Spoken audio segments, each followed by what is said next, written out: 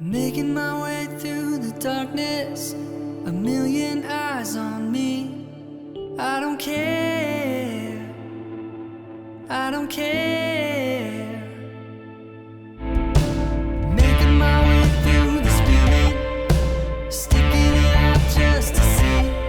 I don't care, I don't care. The moment's come now, so take it. To fight for what I believe, 'cause I can, yeah I can.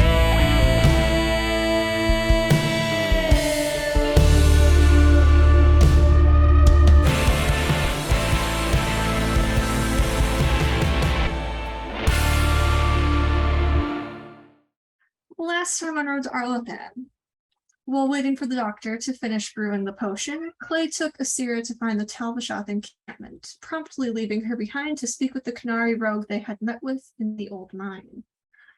Tal teased Asira and boasted of knowing another way into Kirkwall, but also seemed to know things of Asira's past that she was rarely willing to share. When she and Clay returned to the camp, they were met by Ashara, who had noticed their disappearance. However, before the three could return to camp, Ashara heard the sound of a crying child coming from the forest, and she found Sylvan, a lost elf boy. The three brought the boy back to their camp behind the doctor's cabin and learned that he knew the gods and that some of them were very angry with their party. However, Sylvan also knew that Gilliman had taken an interest in Asira and offered to remove her scars in exchange for the mage's service as her champion. Asira accepted, and the goddess seemed to follow through with her end of the bargain, but also marked her as her own, branding her face with white Valisline. So, the child is being needy. He's devastated. So you all kind of took the night to rest and contemplate the things that had happened, the things that Sylvan had told you. Is there anything that y'all wanted to role play out before we go into other things? Is the child there in the morning? The child is still there in the morning. I mean, that's gonna be an issue. Yeah. Well, I don't want to role play it out, but I just wanted to ask, would Seer have told Lila about everything with Tal too? Yes. Okay, good. I just want to make Yeah. sure she knew everything. is Lila gonna yell at Clay about that? I think given everything that happened afterwards, Yeah. she's a little less. A little busy. I will say that Ashara will probably have woken up before all of them, and if the child is still there, she will be protecting the child, a la recent conversations. She is writing a letter home. I'll send you that later to her clan, to her mother specifically, and one for Ishan, but I'll send you those later. Okay. Anyone else? Yes. Say that since the last time I was with y'all, we went back to the cabin and started camping. And then I missed. I'm gonna have Delia go back into Kirkwall to like report back to the coterie. So if we're starting at the morning, she's just coming back. Okay.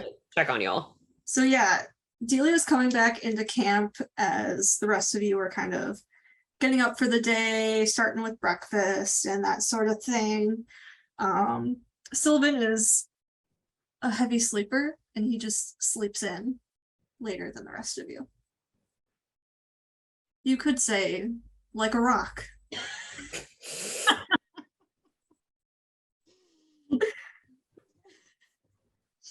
So Delia basically walks into camp, and the first thing she would notice is the change in Asira's appearance. Would I see this like child sleeping like a rock, or would I see a rock? First of all, he's in a tent, so you don't see him at all. Okay.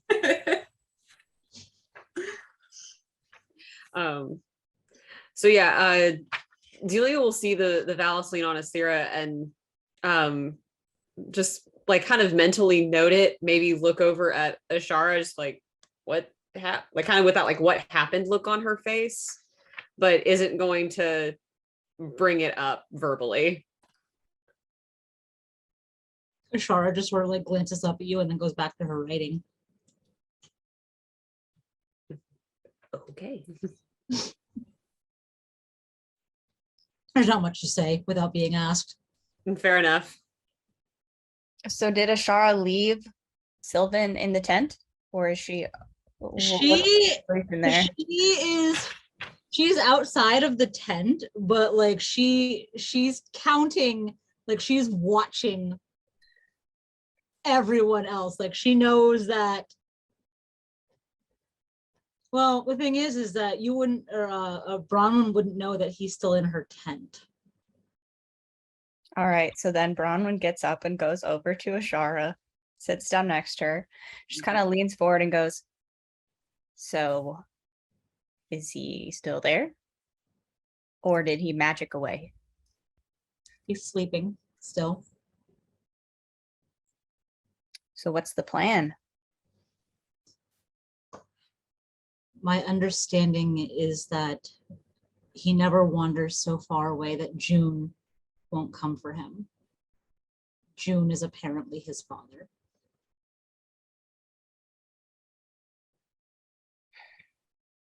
So the plan is to Is this being whispered or said in? This is being whispered between, so Okay. She's not gonna be anywhere near Ashara, so yeah. So I'm just going to let well enough alone for now. I would prefer if he didn't spend another night in the camp. We have things to do. We can't exactly take him into Kirkwall with us. No. I can walk him back to the creek he was playing in and hope someone comes to collect him soon. I'll talk to him when he wakes. I mean, I can have Maladine come and get him. That, to my understanding, is only applicable if he's dead. And she gives Bronwyn a very pointed look. Okay, but if he is the son of June, that makes him special, right? Can go in and out like the other gods. I don't know if he can I don't know if he can go in and out at will. I don't know. I suppose you could ask Malandine. All right, well, I'll bring the mirror when we try to get him back in case. Okay. Can I look at him? She'll pull her the head flat back. I would You like know, she's doing it in a way that kind of like blocks the entrance, like you can see, but you can't, like you'd have to go through her arm to get in. And you can see that he's like kind of stirring. He sits up a little bit and he's rubbing his eyes like a very tired child. But he's not really paying any attention to the two of you. Sylvan, come here. He looks over at you and he's just like, he looks at Ashara. Should I listen to the lady with the dumb name? I'm gonna look at Bronwyn. Does Bronwyn, do you're like you're gonna do something to him? She looks like she doesn't look malicious. I'm gonna have you roll persuasion. So you guys know I would like to try to use my rock senses to investigate this child. Persuasion. Can I? Oh shoot, sorry, 1 second. Let me just use Google's dice for a second because I got signed out of D&D Beyond.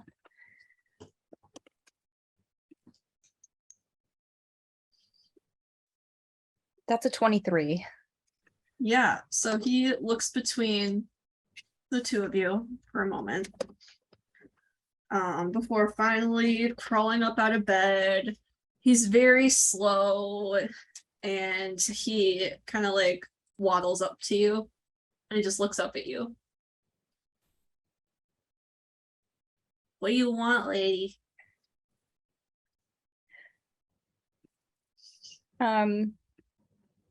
Who's your dad, Sylvan? His name is June. So I'm guessing that's not whispered. No, he's a child. He's very loud. And her question wasn't. Who's your mom? My mom is Solas. Can I roll perception? Do we hear this? You hear it. Okay. And yesterday you were calling them your friends. Well, the others are my friends. Do you know where your home is? No, I told you I'm lost. Can I look over your arms and just look over you and make sure you're not hurt really quick? Roll persuasion again. Another 23. He nods and just goes, I would like to use my stone cunning and like dwarfy senses to see, like, does this feel like a rock? Does this feel like a child? Like, I'm trying to get more sense of like not so much listening to what my eyes are telling me, but like what my other senses are telling me as a dwarf. So, do you need to roll anything for that? Because I think I would make you roll perception otherwise. Perception or investigation. Yeah. It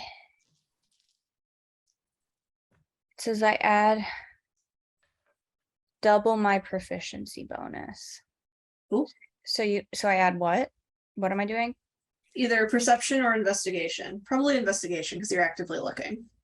Does Delia see a child or a rock? Delia sees a child.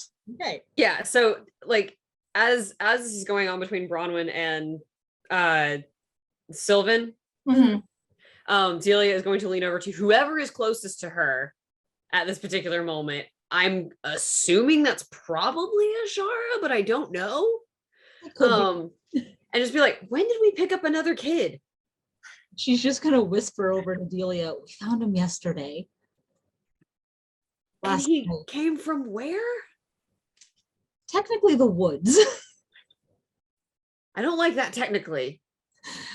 Supposedly his dad is June and his mother is Silas. He came here, claims he's lost.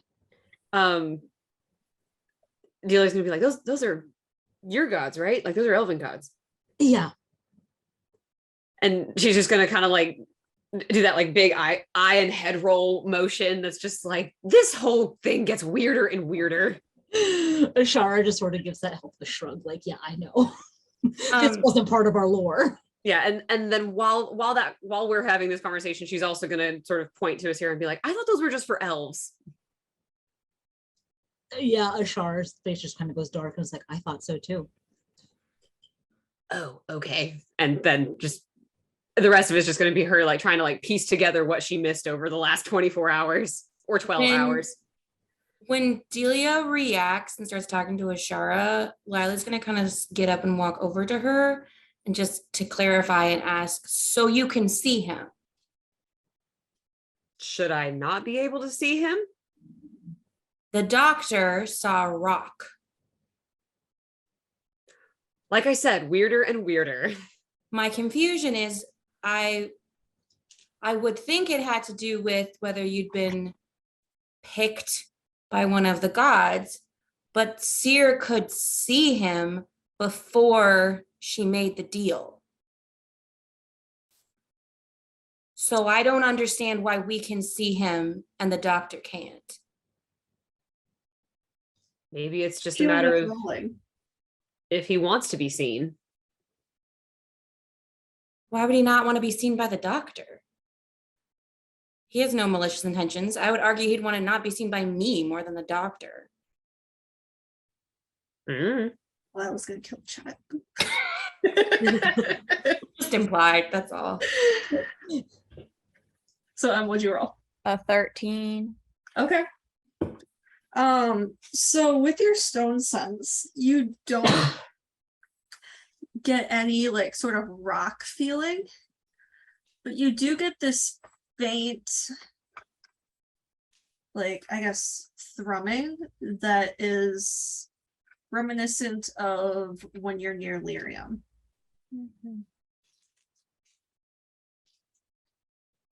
This is gonna be a weird question, kid, but what are you? Well, I guess I'm a boy. I'm also an elf. But I'm also, and he like looks around and he's really close. I'm also a bandit. A what? A bandit. I'm Bandit? a big old bandit captain. And I'm gonna when I go back, I'm gonna bandit everyone. Are you a rock? Burgle everyone. Are you a rock? Do I look like a rock? A little bit. I don't think I'm a rock. I'm a boy. Do you have any magic powers that you use when you're a bandit? I can throw rocks real far. Okay. Here, I'll show you. And he picks up a small rock from the ground and he throws it and it goes like 5 feet away. It's a good throw. Thanks. She just looks at Ashara. When are we leaving? Bronwyn,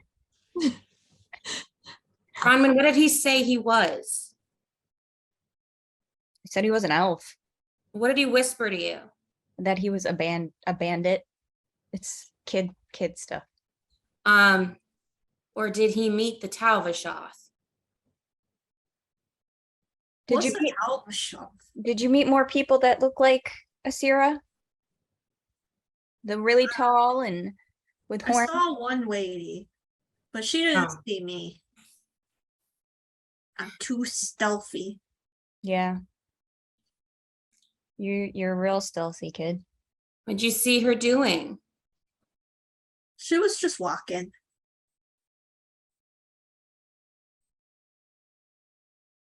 So where did you see her walking? Near here? No, it was down by the waters. By the ocean. Have you seen the ocean? It's got so much water in it. It's very Yep. good. Sylvan, do you want to go back? Do you want me to take you back to the creek where you were playing and see if your dad's looking for you? I mean, I don't know where the creek is. That's where you were playing when you got lost, though, right? Yeah. And then I kept looking around for everyone and I got more lost. I would probably walk up at this point and be like, I can show you a couple of the creeks in the area. Are we and he's like gonna whisper to Sean, are we dropping him off in the woods? Are we Sean just gives Clay like a dirty look, like I'm not dumping him. I was gonna say we should probably just, if we had to, we could probably just leave him here with my No. Lila is going to rush back to her tent suddenly and then come back about a minute later and have a scrap piece of parchment and be writing something. And then show it to Seer and I'll send you what it's going to say. To Clay, I'm just She gonna also say- sent me what it's gonna say. to Clay, I'm just gonna whisper. I had a chat last night, and supposedly Sylvan never wanders so far that June can't find him. So I'm thinking that maybe if we just walk him back the way he came, his dad will pick him up. Who did you have a chat with? Just gonna give Bronwyn a look. Okay. Take a guess. Okay. I just want to make sure. Okay, yeah, let's walk him back, I guess. I mean, I need you to wait a moment. They can't. Oh. They don't take him away yet. Oh, we're not leaving yet, but We're just whispering. yeah, I'm just gonna whisper back to Clay. I mean, I don't know how long until the medicine's ready anyways, so not necessarily we have time, I think, maybe. We don't have a lot of time last that we were talking to Cornelius. He said that it wasn't going to take much more than, I mean, I think he said somewhere around an hour. Okay, so I mean, like, so if he's got it bottled up and stuff like that. So we dump the kid, we get to Kirkwall. I'm No, not we could leaving. leave the kid with my dad. We can leave the kid with my Alright, dad. I'm not So leaving the kid once- with your dad. Once Lila has 2 shown it to hours. Seer, she's gonna sign her name on it and then pass the quill to Seer, kind of like questioningly. Just gonna whisper to Clay, give us 2 hours. If June doesn't get him, we'll bring him back, leave him with the doctor. The doctor sees a rock anyway, so I can't imagine that there'll be too much trouble. Bronwyn's just sitting there. She's just like, Well, Like- then ask Valentine. She's gonna be like, well, then ask Valentine what he thinks we should do. You've got I faith think in him. we go, we take him, we see if June shows up. If not, I'll call Valentine. He's Okay. babysat your boyfriend for a while. I think he could handle this kid.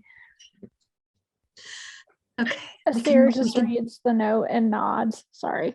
Does she sign it when Lila hands her the quill after Lila signed her own name? Yes. Okay. So then Lila's gonna like roll it up and walk over to the kid. And hand him his piece of paper and say, I need you to put this in your pocket and give it to your parents when you get back to them. He Can you just do that kinda for me? He like tugs at his clothes. I don't got any pockets. He like rolls her eyes like, ah, geez, it has to be more difficult than that. Does he have like boots or something? Mm-hmm. I would Yeah, like you can to snatch the letter that's held out and read it.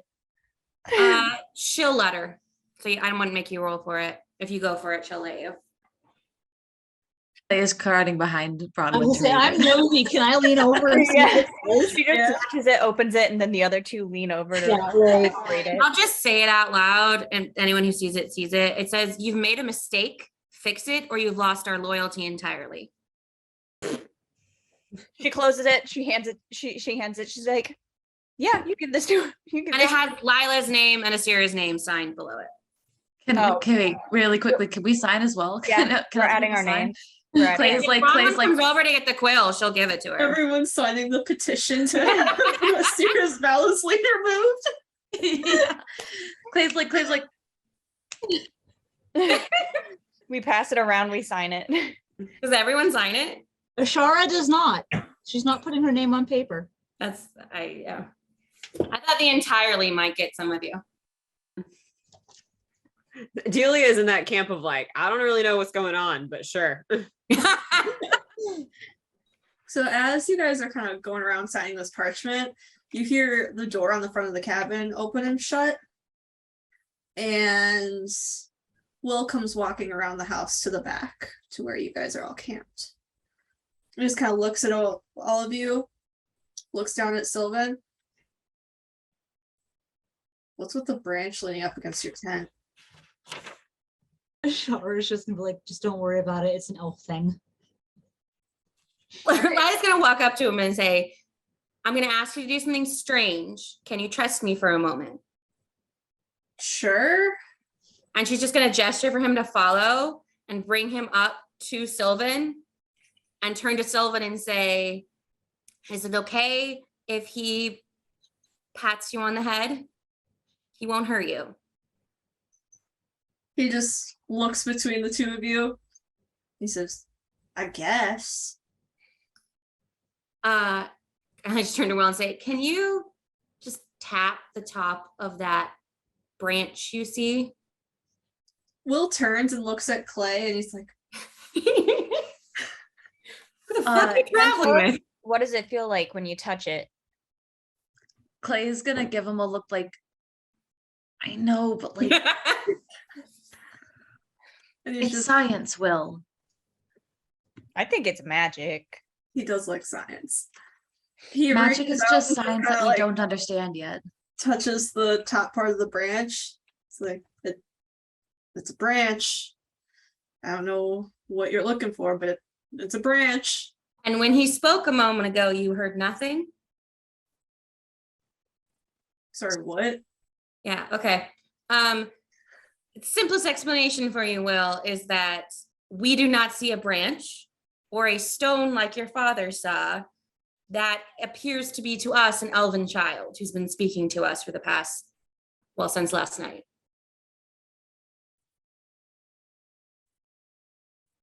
Hey, Sylvan, And no, I promise we have not smoked anything. speak for yourself. Okay. Yeah. Sylvan, can you show me how fast of a runner you are and run to the cabin and back? Okay. And as he runs, he brushes past Will. And he's like running down to the cabin. But Will, he just like you see him step aside. And he's like, it's not even windy. Why did the branch just fall at me?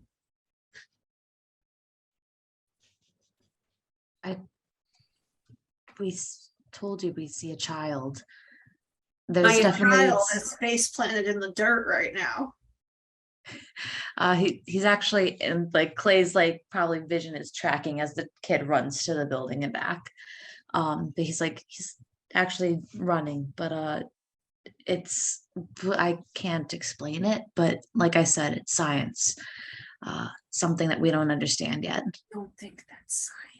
I assume it's some sort of disguise magic from his parents. I just don't understand why we can see through it. All magic is science that we don't understand yet. But we understand magic. Yeah, somewhat.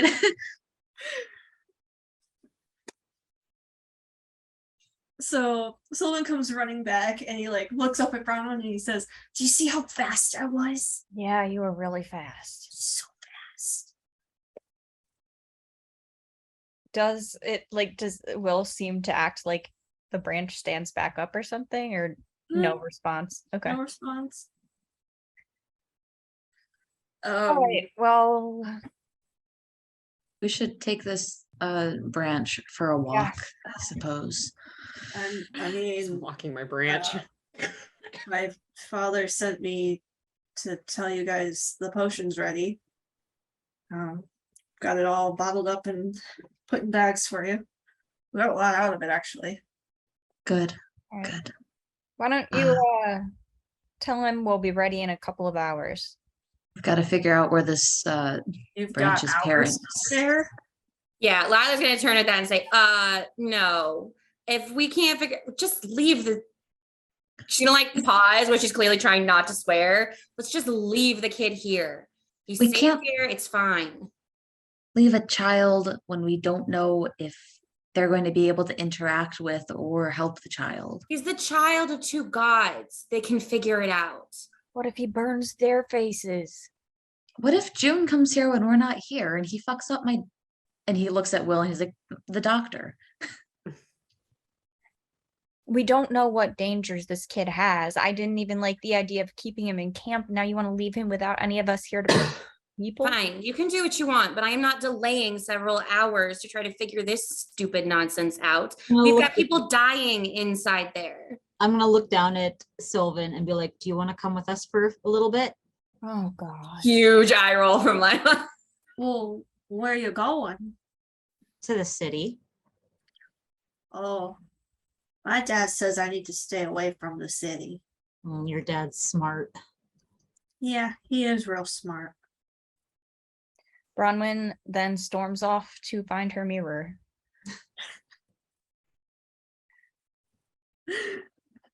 Okay. You get your mirror. Valentin. And you catch Valentin. Oh, boy. You see him just kind of like lounging back in a hot spring, and he's got sunglasses on and a drink in his hand. Freaking love him. Hey, Valentin. Oh, hey, it's my good friend Bronwyn.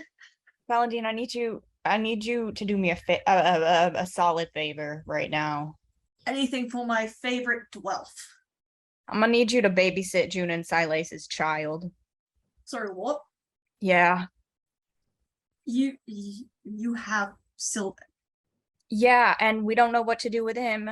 And honestly, he's a real downer. Oh, I know. Not a fan. Not a fan. Don't know what to do with him. Don't know where his parents are, and we don't have the time to figure that out right now. Tell him to turn back into a tree and fuck off.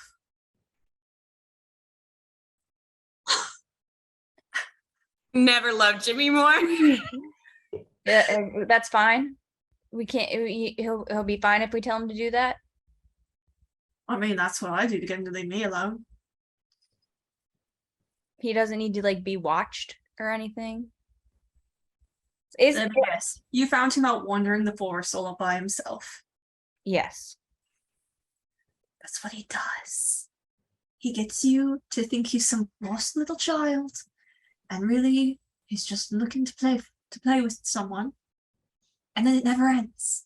And he knows his way back home, I assume. Sometimes. Well, you know. Right outside Kirkwall. Oh, maybe not then. But yeah, see if he'll turn back into a tree for you. Okay. And if not, can you come get him? I mean, I could. I don't want to. Yeah, but I don't want to bring him into Kirkwall. Yes, but as you can see, I'm currently enjoying a hot spring bath. And we're trying to save a city of people. I'm trying to enjoy a hot spring bath. We're trying to keep the people of the city from dying so you don't have to do extra work. Is that play? Clay has just like snuck in into the It tent. has entered the FaceTime. Hello, Claymore. I hope you're treating my good friend Bronwyn well. He does lean in and kiss her on the cheek really quick. Disgusting. What can I say? Treating well is something I enjoy doing. Too much And information. huh? Too much information. Bronwyn goes bright red. We can leave the kid. That doesn't matter. We can leave the kid somewhere. He said just ask him to turn into a tree. You can leave him. That doesn't mean he won't stay put. I don't care if he stays put. I don't want him to be here, is the thing. You've already shown him where you are. Odds are he'll fall back. How do we get We him? don't Is wanna there leave like him around the humans here? I missed what you said. We don't want to leave him around the humans that are here. Yes, that would be quite bad, wouldn't it? Well, tell him to turn into a tree and fuck off. All right, I'm gonna try that, but if it doesn't work, I'm calling you back. And I will be here enjoying my hot spring bath. With my And- drink. With yeah. pop rocks for ice. nasty? Okay, thanks, bud. Good to see you. You better call me tonight still. I know. All right, I'll talk to you later. All right. Goodbye, Clay. What's the drink made out of, might I ask? Well, I fought a pride demon the other day, and wouldn't you know, pride demon blood is delicious. I shouldn't have asked. I was thinking it might be along that line. I also I curiosity diluted got it with a me. bit of the hot spring water and let it cool overnight and ferment a little bit. Add the Ah. pot. Wonderful. You'll have to try it next time you're here. Next time I'm definitely next time I'm there. All right, we gotta go deal with this kid. Yes, have fun. All right, love you. Bye. Love you, bye. When Bronwyn walked off to do all of that, Lila left to go to the cabin to start getting things together to go to Kirkwall. Yeah, Delia's helping Valid. Lila. So Okay. inside the cabin, you guys find, like, I guess essentially backpacks. There's one for each of you, and each bag holds 250 vials. So you have Good. a lot of potion to give out. How heavy are those? They're not that heavy. I'm not gonna make you worry about it. Okay. Unless you really want to know. Well, no, I was just saying if they were heavy, she would take some out of the bags of the party members that, anyways, it's Don't worry fine. about it.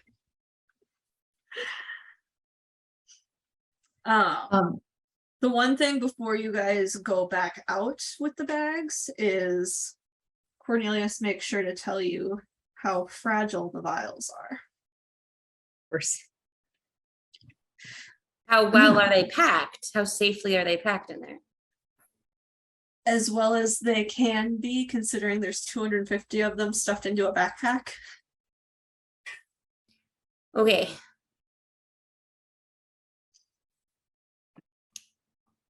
Thanks. Feel like that one's gonna come and bite us in the ass later. I feel like this is going to mean that more stealth is needed than was anticipated. Because if we get into any kind of fight, we're going to lose vials. Oh, goody. I love stealth. We can split it up so that like stealthier, like able members of the party, people who don't have disadvantage or like negative rolls, people can take more vials or take more backpacks, and then people who aren't as stealthy can have both arms. It's not to gonna fight. matter if it's a group stealth roll. Well, my question was actually, my thought initially is however we get in, I'm assuming we'll be somewhat stealthy. If we stop in whatever is if we go from spot to spot, and those of us who are not stealthy stay in those spots that are hidden, are protected, and we guard the bags that we don't need, and the ones who are stealthy take a bag or two and start distributing. Yeah. That would feel much more comfortable with my bag on the floor next to me, near me, than on my back. Like Clay and Delia, especially, they know where they're supposed to be going. Mhm. And are stealthy. Also, Delia, you came with, right? Yeah. Into the cabin. Yeah. So while they're walking up, she's going to turn to her and say, I haven't been to Kirkwall in many years. I don't know if you have any more ideas than I do, but I think it would be helpful if we could somehow mask Seer's face. Is there anything in how will it stand out just as badly if she wears some kind of mask in Kirkwall? Are you referring to the fact that she's Kunari? Yes. No, I'm referring to what is now on her face. I don't think anyone in Kirkwall will really know the difference. The elves won't know. I mean, the city elves might, but they're city elves. They're not part of clans. They don't have Valisline. And they'd all be in the alienage. Okay. Bronwyn has a solution for this if you want to ask her. Well, she's too busy dealing with stupid mirror. Child. She is going to ask Seer, could we, I know we don't, I'm assuming we don't have anything to do the actual paint that is helpful, but if we've used something to paint your face as if you were wearing shit, what it's called? Vitar? No, what? Vitar? Yes, she would know that. If we paint your face to look as if you're wearing Vitar, I don't think people would notice the lines.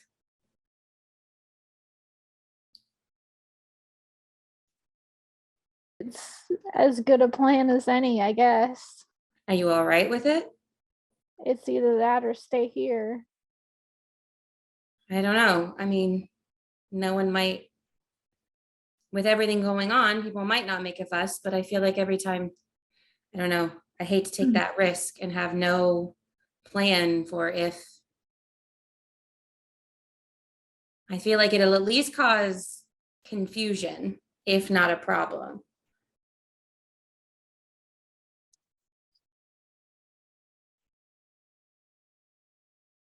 Yeah, it definitely.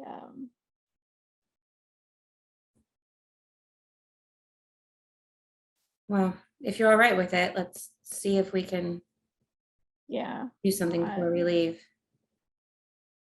that would probably be best.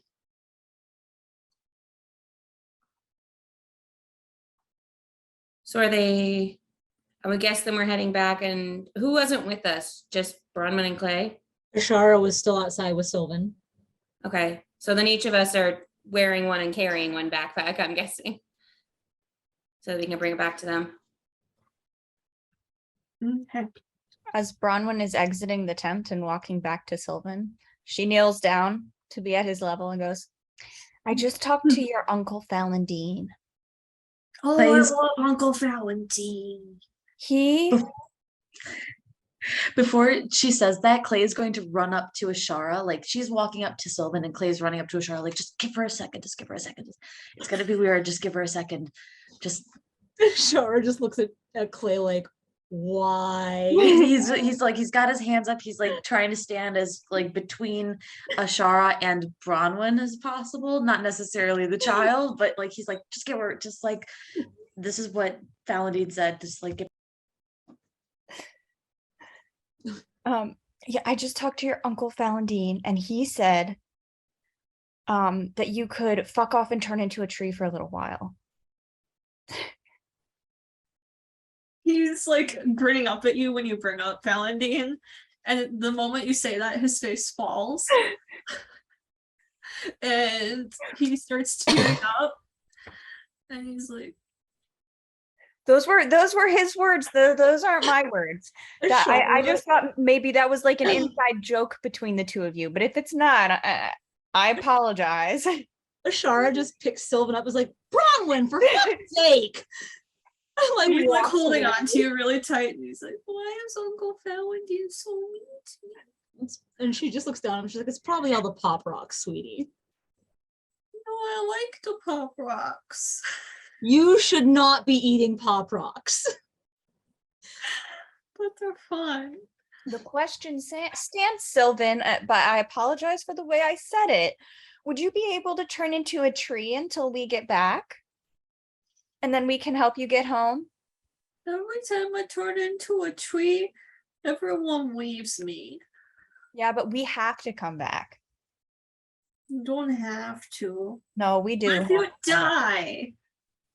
I don't do that. I'm gonna set Sylvan down, and I'm going to take off my little neck, like the hawk necklace that I have, Mhm. and I'm gonna put it around his neck, and I'm gonna be like, if you turn into a tree and you keep a hold of this, I'll have to come back. This is What if you die? I won't, How do you know? because I'm too stubborn. I mean, I guess. And I'm pretty sure that Falendine is at least somewhat afraid of me. I did punch him in the face. Can I punch him in the face? Yes, you can. Okay. Make sure you tell my mom and dad you said that. I will happily tell your mom and dad that I said that. So when you punch him in the face, you just tell them that Aunt Ashara said you could. Okay. So can you turn into a tree for me and we'll be back? I guess so. and he walks over kind of behind your encampment towards the tree line. And you see him like squeeze all of his features, like he's focusing really hard.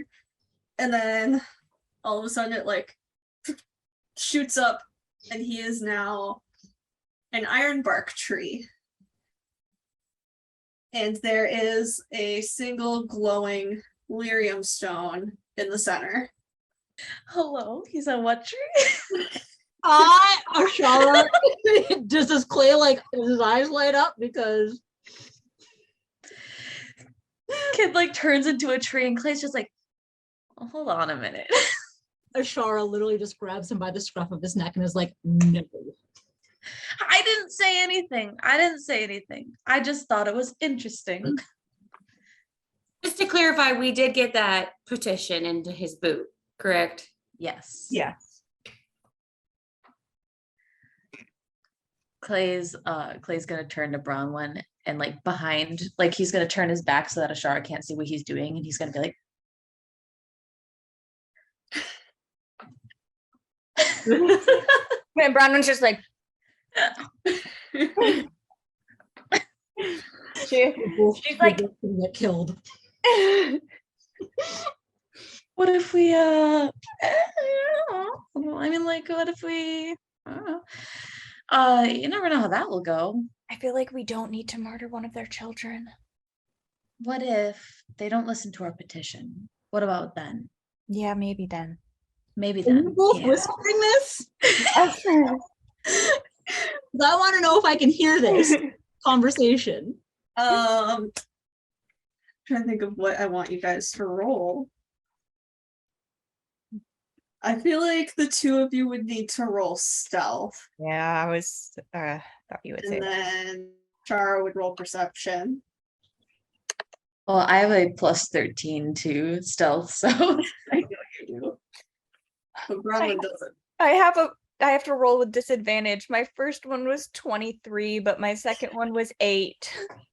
I rolled 18. So Bree, what did you get? I got 24. Okay.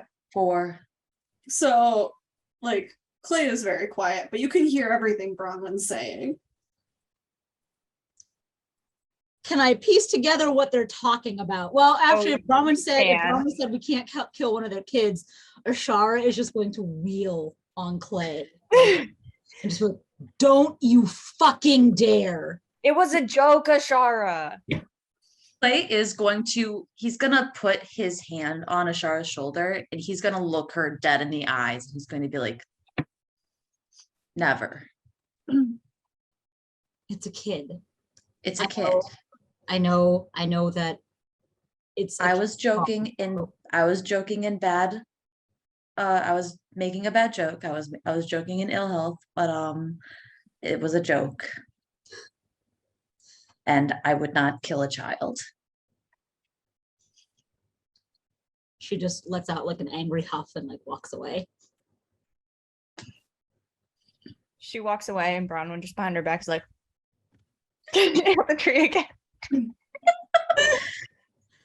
So I'm assuming when the rest of us come back, it's pretty obvious that that's the kid, that since it has a pulsing lyrium stone in it. Yeah. So when Lila comes back, she's gonna see it, like look at it, take a second, be like, oh, and then slowly turn to Bronwyn with her axe and just be like, We got him to turn into a tree. We'll deal with him when we get back. okay. Here's your vials. This is the all right. Clay's gonna try and take it back. Like, this is the vaccine. He's gonna look at one of the bags. Yeah, we have to be really careful with them. Apparently they are extremely breakable. Clay's like looking in the bag. He's like, yeah, I understand. This is probably the only thing that he had in this quantity. But it's amazing that we have this amount. And he's gonna. Before Lila says they're fragile, Bronwyn just picks up her bag and aggressively slings it over her shoulder. Roll a d20. Yeah. Oh no! Bye. 5. Yeah, you break 3 vials. Okay. Keep track of how many you have. Okay. Like seriously, you guys need to keep track. How many did we each start with? Start with 250. Okay. All right. Okay. Put that in here. Need something to write on.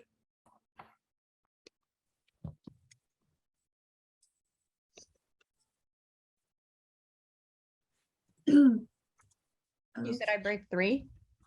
Yeah, you broke 3 of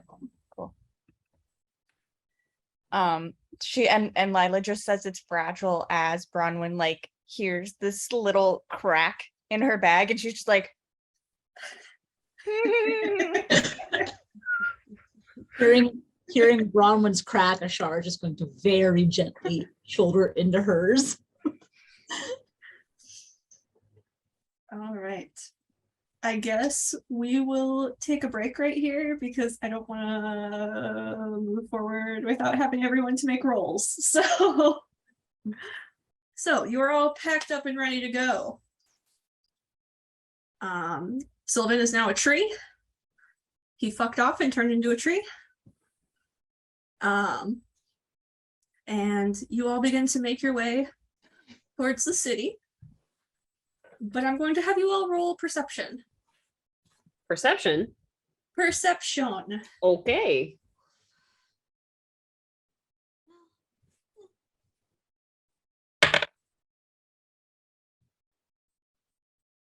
"22." 24. Okay, 14. cool. 21. Cool.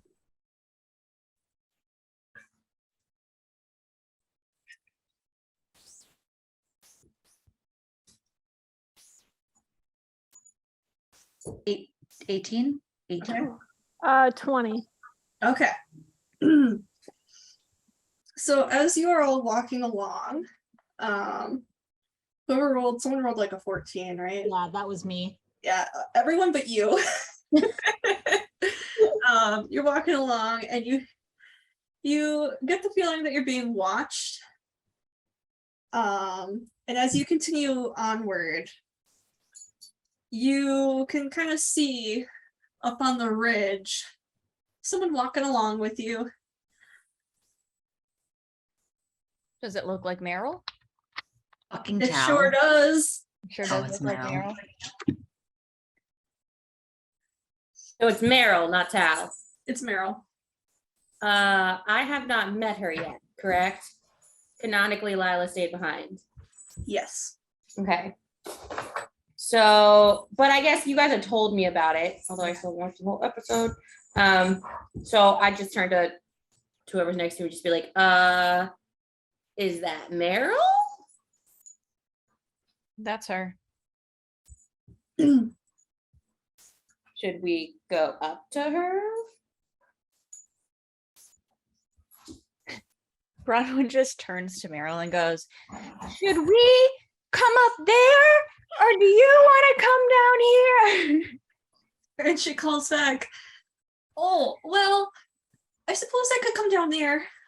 And her Okay. voice is so bad. She jumps down from the ridge. Just jumps. Lands on her feet in front of you. Fuck fall damage. Very majestic. She does like a flip in the air and lands on her feet. And then she bows. He holds up a Rolls her 10. eyes. He's got a size. He holds up a 10. It looks like you've got quite a bit of potion with you. I can hear you clinking. Yeah, it's very fragile. Oh, I'm sure. Well, the entrance to Kirkwall's this way. I'm leading right back into the Luna voice. Wait, this. I gotta turn to the group and just say, we trust her, right? I mean, as much as I trust a stranger. She's friends with Varric. Listen, Should we're gonna have we to fight. her carry one of these instead of myself or Bronwyn? What are you trying to say? No, we're Bronwyn, I'm saying that we're the ones who could step in. You calling me incapable? Literally saying the opposite. Mm-hmm. That we would be the ones stopping someone trying to attack the party from getting to those with backpacks. I say we hold on to them for now. I'm gonna turn to Delia and just be like, do you think you both know the same entrance? She says that she knows an entrance into Kirkwall as well. What direction is Meryl pointing So or indicating? this is a direction that Delia would be unfamiliar with. Okay. Because it's specifically a route that the coterie doesn't know about. So yeah, so Delia will be like, we'll say it's like, I know all of the underground secret coterie entrances. I know some that they don't know about. I don't know where she's pointing to. I don't know if she actually knows a place that the coterie truly doesn't know about, or if she's just leading us elsewhere. General, where does your entrance lead into the city? Oh, well, it leads into the Dark Town, sort of where the old clinic used to be. I look at Delia because and to Clay because Ashara has never been to Kirkwall. Does Clay know what she's talking about? I was kind of wondering if Friend in Dark Town. where the clinic is not. So Hightown is where like the nobles and the Templars and everyone are. If it was it Old Town Cornelius's is- clinic? No, not that clinic. Okay, Andrew's clinic. then I probably wouldn't know. Yeah. Because You Cornelius probably is know would have Hightown. been Lowtown, where this is Darktown. Yeah, so Darktown is an old mining area of town, and there are multiple passages that are varying degrees of straightforward or safe. But any one of those passages runs the risk of getting into the old mining gases. My larger concern is how close it comes to the alien edge. We have a lot of Yeah. humans and non-elves in this group. Well, Darktown is pretty far from the alien edge. You'd have to go Okay. through Darktown and Lowtown to get there. All right. It's also It very far also- from Varric's. Exactly. So we'd have Where is Varric? Is he at the Hangman? He's to be Viscount. sick. Yeah, he's probably at Viscount's palace. Yeah. So if he's at the palace, we should take the entrance that's the closest to that because we need to get to him first. I look back at Delia, like, where does your tunnel come out? It probably comes out in Lowtown, Okay. if I were to guess. Lowtown or Darktown. I don't think there would be any leading right up into Hightown, but there are the Darktown tunnels that lead up into Hightown. Yeah, I think anything that leads into Hightown would be like through how like tunnels that go into like basements. Yeah, escape tunnels. Yeah, like kind of like getting into the Hawk family cellar through Darktown. Mhm. Okay, I just wanted to make sure that we weren't gonna like pop out into a room full of Templars or a room full of angry elves or something. So, well, the one good thing about the gallows is that being on a bit of an island, it's hard to see Templars just in the city without a reason. Well, aren't they trying to run things now?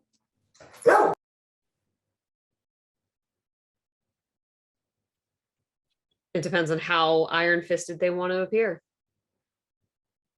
So, Delia, based on your time that you've spent back in Kirkwall, especially during this plague, the guardsmen and Templars have kind of joined forces Okay. to just help the people and to take care of the bodies and stuff like that. They're just like they do like have shifts where they swap back and forth between being in the city and being in the gallows, but it's definitely more of a joint effort and they are seemingly cooperating well. Okay. Somebody's got to run the mass grave. Before we go anywhere, can we all agree that if we run into Templars or guards and they don't immediately attack us, that you will let me take the lead in trying to stop them from attacking us? Depends on who it is. I'm not promising anything. Yeah, I can't make a promise. We don't need to make more enemies here. If we can talk them down and understand that we're with the Inquisition, we're trying to help them. We can't afford to get into any fights with these vials on us. They Or points to actively her ears and goes, there's a very good chance that they're not going to let you talk if they see They- this. actively have been Inquisitor isn't avoiding. out. They've been actively avoiding using the Inquisition's help.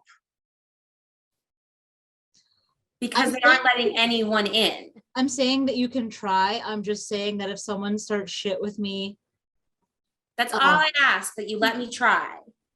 Speaking of, and he points at Ashara, he's like, we should probably all mask up before we go in. yeah, it's a little bit easier now. Like, is Asira doing the face paint? Are we putting like wraps, like hoods over all the elves? I'll have put up a hood now that we've mentioned it, and it's Clay's gonna draw on his little Antivan mustache. Actually, Ashara will probably like unbraid her hair real quick and let it fall over her ears as well. I mean, I would assume, given all of this, I'm the one we want to be the face of the party. I agree. Oh, Sure. sure. I'm That's just what I'm just trying to agree on, that I'm just saying that if swords come out, knives come out. that's fine. That's fine. I want you to do that. We need to avoid conflict as much as possible. And hopefully, given that most Templars and guards are going to be humans, they want this cure. We can't, well, hold on. Are we letting them know that we have the cure? We should probably. I would not march into the guards' barracks and announce it, but I think it's a good bargaining tool if there is a guard we run into and we say, hey, walk away and you can have one of these vials. In my experience, in my personal experience, Ashara says, the sooner those higher in power know about a cure, the sooner the poor people start to suffer. But Ashara Varric is the one in charge.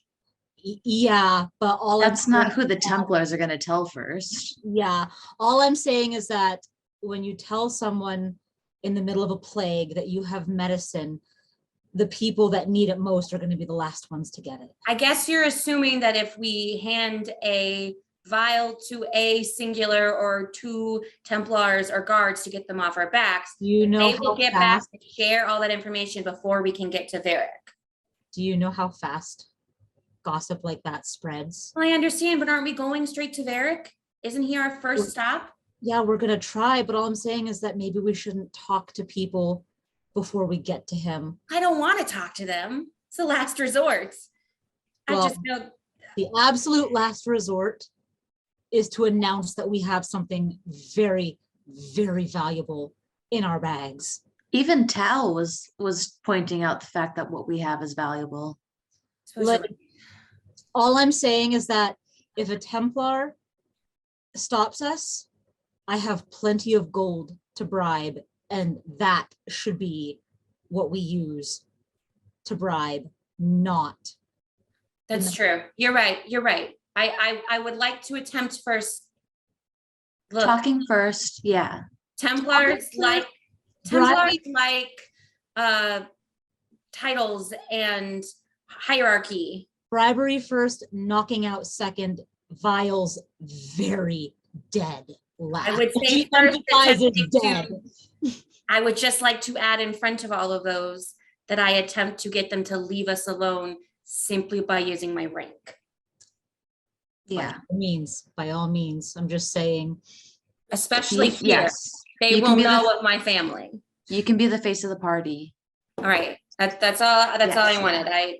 I would also you have a good point, Ashara. My other thought would be if we get discovered, but they can't see all of us, I think it might be helpful for me not to have a backpack, because then I could step out and act as if it's just me. And I will not have as much trouble as the rest of you. While this is happening, Meryl kind of leans over to Asira and is like, they talk an awful lot, don't they?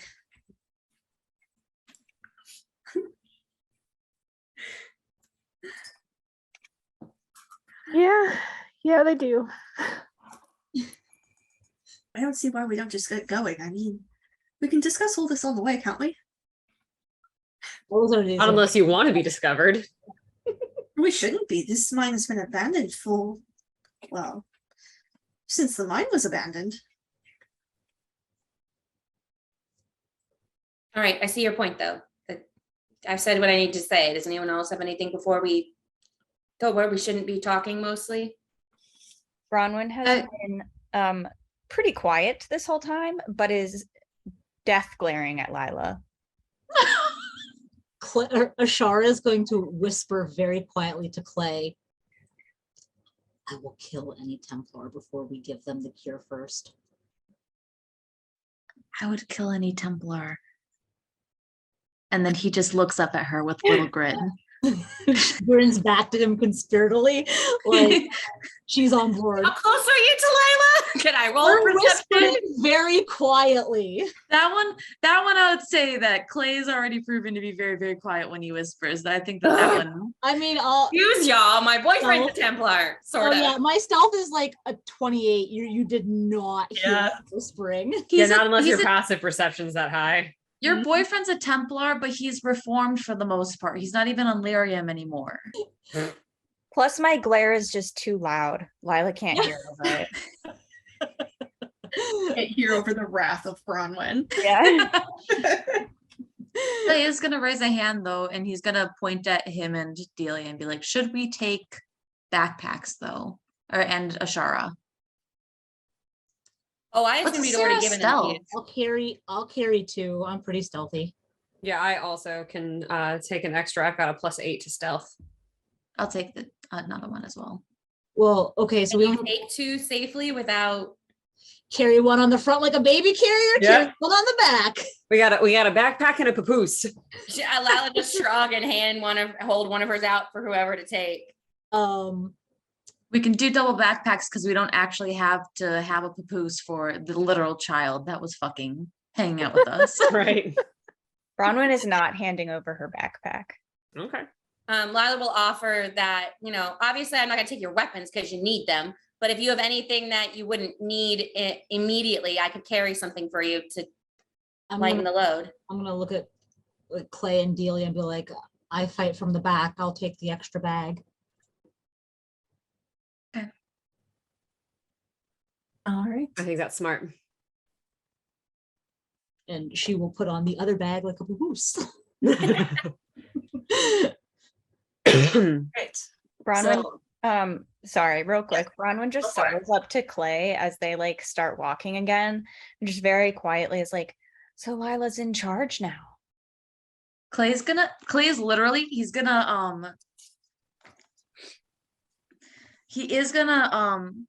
grab like the strap of the backpack that she's wearing, and he's gonna tug on it, and he's not gonna say anything about Lila because he kind of knows how Bronwyn feels about her already.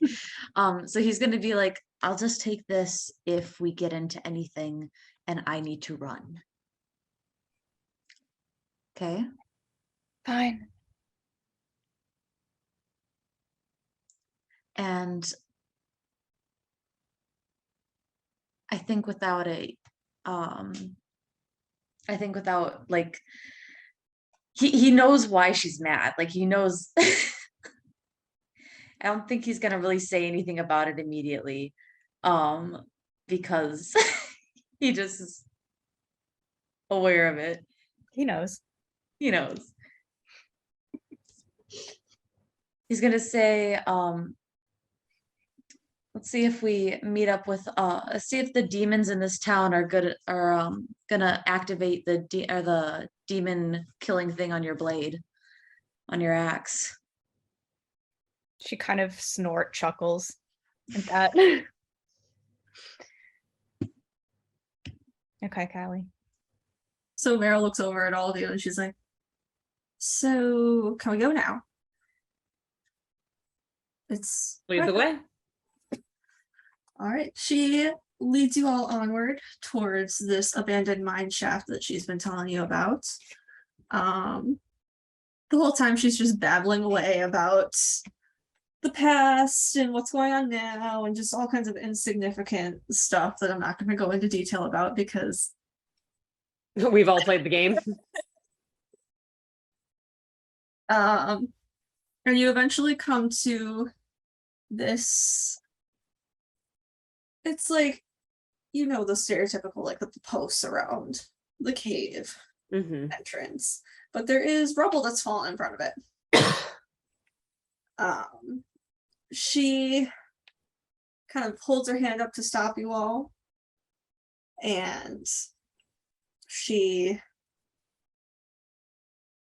turns it out to the rubble, and it immediately, with her magic, just kind of like lifts up into the air. Ashar is paying close attention, trying to figure out like how she did it, because she's still trying to figure out her own magic. Go on ahead, I'll close it behind us. Bronwyn leads the way. Lila's taking the rear almost this whole time. Yeah, Ashar is gonna like be one of the last ones in. Yeah, Delia's also in the back half, but that's fine. So Immediately starts looking at the stone around her. she like keeps her eyes up on the rocks as she just kind of like circles around and walks backwards into the cave, and then she just drops her arms and they all just fall right back where they were with this loud crash, and it kind of shakes the tunnel that you're in before it settles, and you're in pitch darkness. Clay is going to grab Bronwyn's hand as soon as like the crash happens, and like as soon as like the light starts dimming, he is gonna just grab her hand. Ashar is just gonna whisper to Meryl, "Is it safe to light a torch?" It should be. I don't see why it wouldn't be. There's no one else here. Ashar is gonna light a torch. All right, you have a torch lit. As You soon see as the that you are fire in- lights, like the cave explodes with gas. Yeah, that's what I was worried about too. Years. What do my stone senses see, DM? You see that there is a shit ton of rock. Oh, I love it. Yeah. Some real nice rock. Real nice. That is rock. some solid granite right there. That's some solid granite right there, you guys. So Meryl moves back to the front of the group and just kind of like nods towards the tunnel and leads you all further into the darkness. I'm going to have you all roll stealth.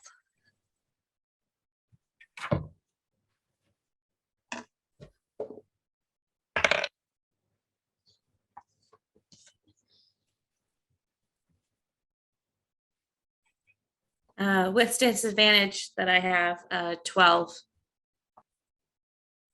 20. 16. Yeah, Dirty 20. 23. 19. What'd you get? 29. Yeah, I was about to say. Mhm. All right. So you guys come to a bend in the path. And you can see there is another glow of a fire around the corner up against the rocks. Delia is going to set her backpack down and investigate. I'm actually going to like snuff my torch out in the dirt in the ground. All right. Should Delia, roll investigation.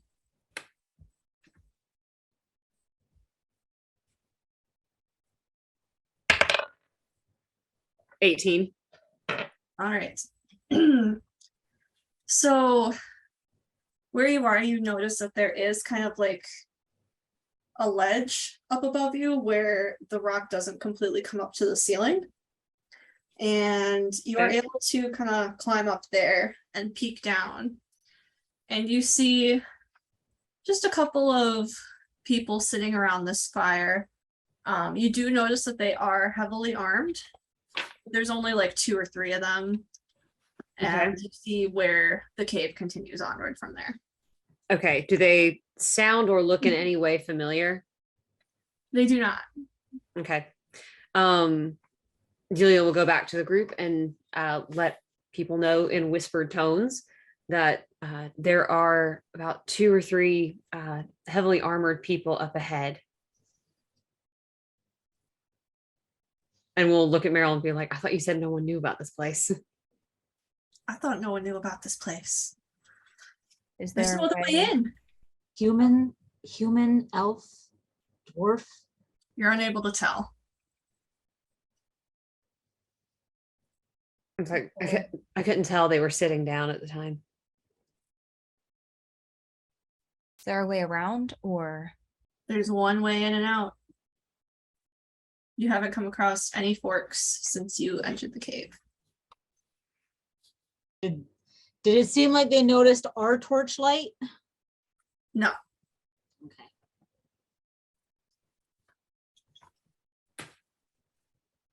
anyone got any like knockout gas or something?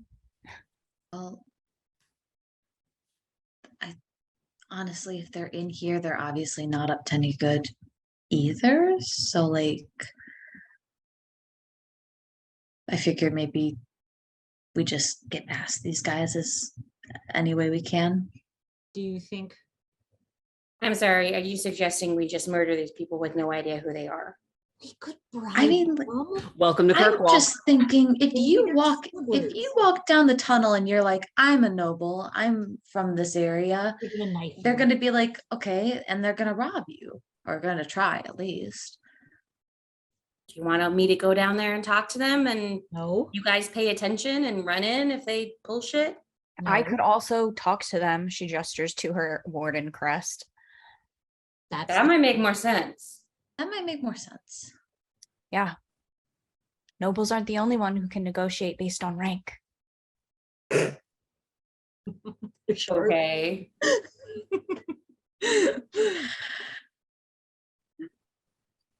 She takes her backpack off and hands it to Clay. Clay puts it on like a papoose. Julia has picked up her backpack again. She is going to make her way and make her footsteps very audible so that, and like make it kind of do it slowly so it sounds like she's coming from further away in a way to like warn them that she's like coming up on them, but also to make it sound like there's only her. So as you round the corner, you see as these 3 people stand up from the fire, from where they're sat at the fire, and draw their weapons. And they just kind of look at you and they're like, what the heck's a warden doing down here? Can Hey, I, warden, what do you Can I- want? what do they look like? Can I tell at this point?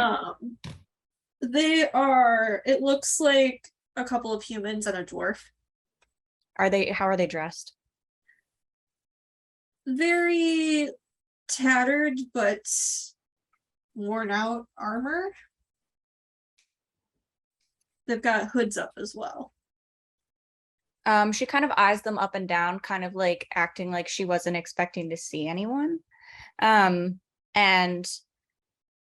I am just making my way, working on some recruiting. What are you doing here? Oh, well, you're not going to recruit us. I have already done my recruiting. Where are your recruits? They're on their way. What are you doing here? What are you doing here? I just told you. Maybe I didn't like your answer. And they take a step closer. We know that way's blocked off. Where'd you come from? There is an entrance to the deep roads. Where do you think we came out from? There ain't no entrances to the deep roads down there. I'm sorry, the last time I checked, I was the one in Warden's armor. And then one of them leans over and he's like, you know she's right, right? Oh, shut up, you. And then they take another step closer. Just keep going on your way, Warden. I will as soon as my recruits catch up to me. That's kind of a signal. Yeah. Back to everyone. Moving. If we're all listening, I'm sure like Ashara will definitely take that cue and start walking Mm-hmm. around. Lila kind of looks down at her own armor with the Inquisition seal all the fuck over it and is like, well, okay. And follows them. These three guys see you come around the corner. And they're just like, all right, Warden. How'd you manage to get your hands on an Inquisition warrior?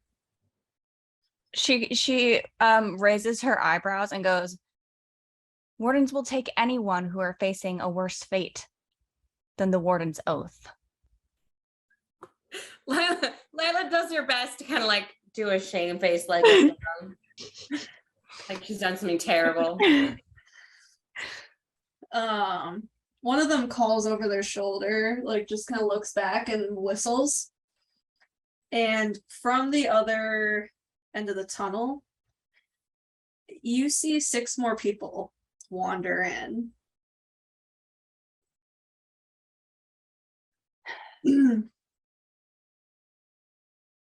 Is there something that we can help you with?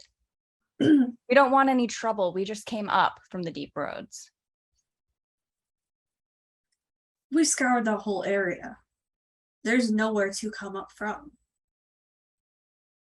Like I said, I think I know my way better around the stone and the deep roads than you do.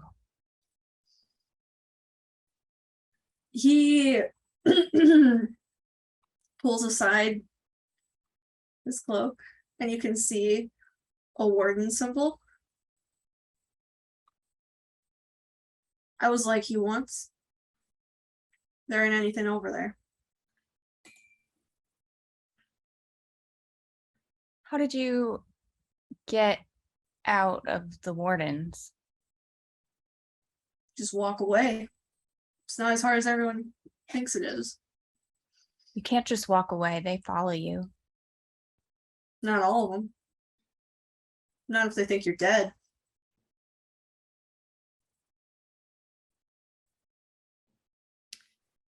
So I know you won't let us do it anyways. I'm just curious because both Ashara and I were around in the Inquisition when the Wardens joined. Mm-hmm. But I'm guessing that we don't recognize them or any of them. Are you all ex-wardens? You think these idiots have what it takes to be a warden? Okay. Magic. We got in through magic. Does that answer your question? One of them. The hell are you doing in here? We have a sick friend in the city. And you think you can survive the city? I did. I think it's better to die together than alone. You wardens. Always up in your high horse, thinking you're better than everyone. Think you can do whatever the fuck you want. Ashara's gonna pipe up and just be like, out of curiosity, what does it take to get through this tunnel and into the city? Depends on what you've got on you. What are you asking for? Depends on what you've got. Ashara will reach into her pouch and she'll pull out a pouch of gold and she'll throw it at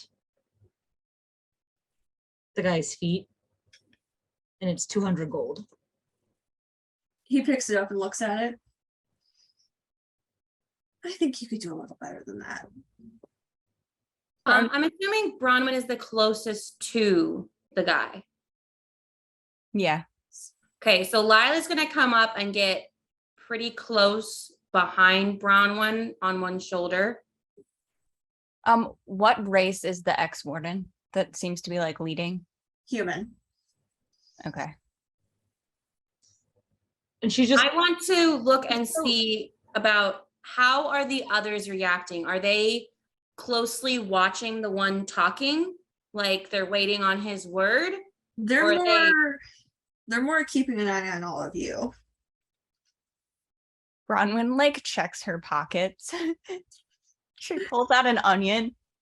Just goes, I have an onion. One of them scurries forward and takes it from you, scurries back. I will mark that off from my inventory. And he just takes a big old chomp out of it. While he's like staring you down. Good man. Lila. So we haven't dealt with how much gold Lila has for realsies. So I have a paltry amount considering. But what I'm gonna use is the thing that I have that's it's a signet ring. I don't know if it has to be a ring, but essentially what is a token of her house, of the House Trevelyan. Mhm. And pull that from a pocket and hold it out in her hand to him. And it's obviously made of valuable metals, but it's also worth more than it would be based on its thing. And around, I mean, again, her house is close by. Well, not her house, you know what I mean? He takes it from you, kind of looks at it, and he's like, all right, lady, you're free to go.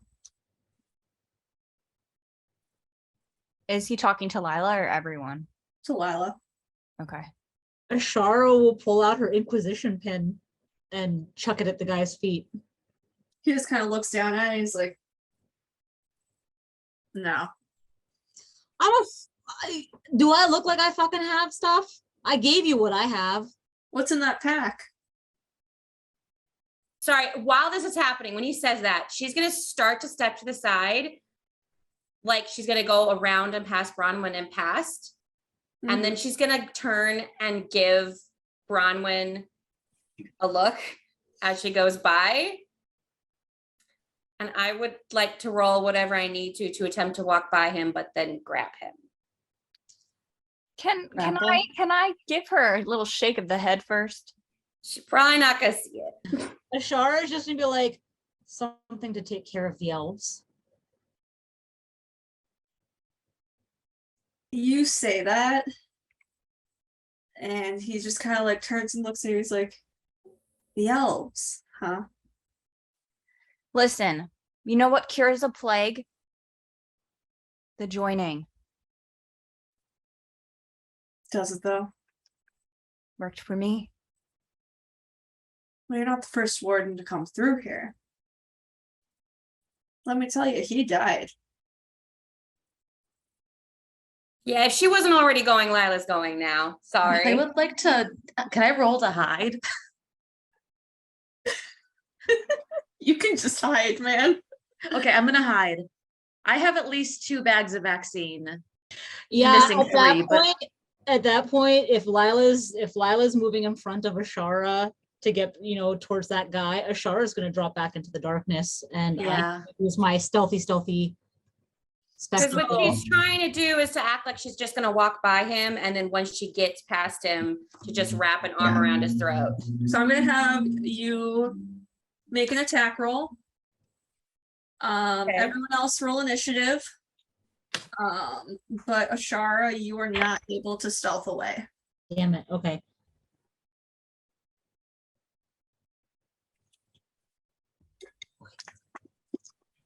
Um, I had to check if that was a 7 or a 1. It's a 7, thank God. God damn it. It's not going to be good enough. I also did not do well. A 12. Do I get advantage because he's surprised? Oh, you do. Oh, Yes. okay. Well, we'll see if that helps. Yes, that definitely helps. 26 to hit. Well, to grab. Yeah, so you are definitely able to grab him from behind, and he is now grappled.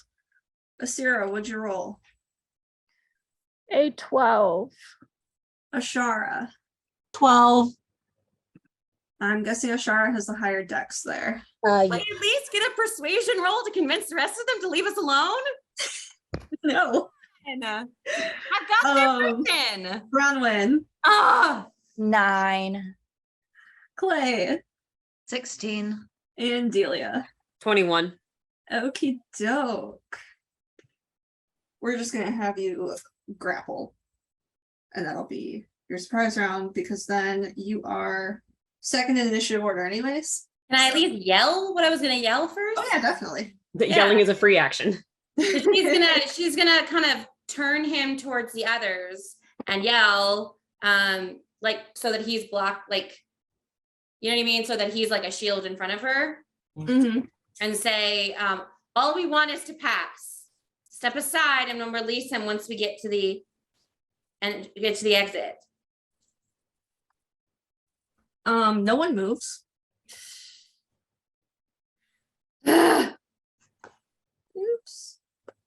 So he is this guy here.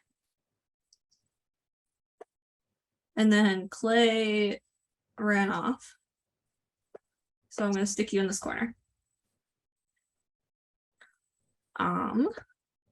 So then top of the order is Delia with Lila on deck. I feel All like right. I should be closer to them. I can do that.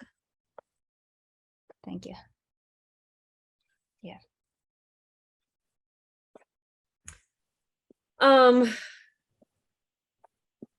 Are the other 8 watching us or Lila right now? It's kind of a mixture. So the Okay. people closest probably have their eyes on Lila versus the ones further away wouldn't. Okay.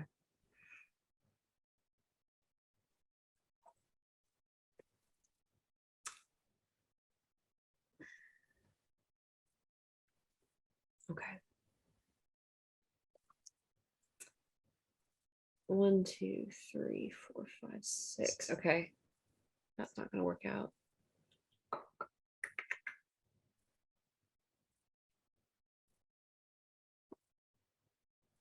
I am going. I'm gonna hold my action. Okay. Which is to when they actually start making moves towards us, then she will react by running up, doing a slice, and a bonus action disengage to get out of there. Okay. So then it is Lila's turn with 4 through 6 on deck. So when none of them move, she's gonna like hiss in the guy's ear, tell your men to move or you're going down first. He kind of like looks back at you over his shoulder and says, "What makes you think they're my men?" 1 second, I have to roll something. I'm gonna say, oh, how's she feeling? It's been a rough couple days. I'm gonna say 8 or higher.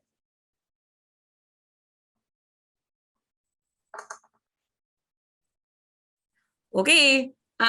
Yeah, she's gonna take 2 stabs in the back with her sword then. I forgot to put Meryl on the board. I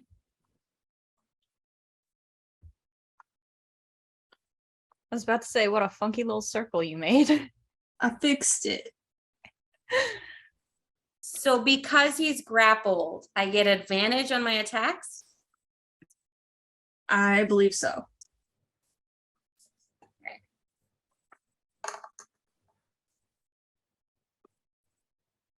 Yes, I have advantage. Well, shit. That's embarrassing. I'm assuming an 11 doesn't hit. It does not. Okay. On for my second one. 16.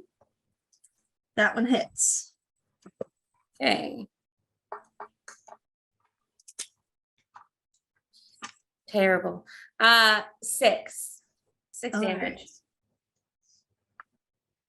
So he responds to you, and as he does, you go to bring your sword up, and he just kind of like twists his body enough that it goes like right through his armpit. But then as he kind of like settles back, you're able to get him in the ribs again. Is there anything else you'd like to do? I'm gonna go ahead and it's every short rest, right? Yeah, I'm gonna go ahead and blow my action surge so that I can attack one more time. Yeah. 19 to hit. Mm-hmm. Jesus. 4 damage. All right. I'm rolling like shit.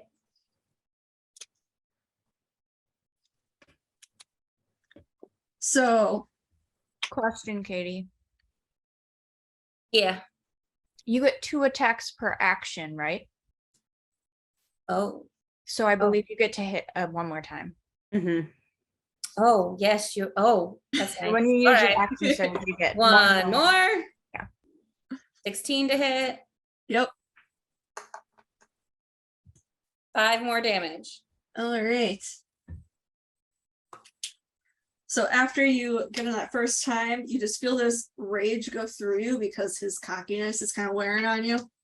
Pull out your sword and you go stab him really quick again. Is there anything else you'd like to do? Nope, that's it. All right. Then it is the enemy's turn with Clay on deck. So number 4 here is gonna go charging over to Bronwyn. And he rolls. That's a 19 to hit. It meets, it beats. All right. And he's gonna go at you with his daggers.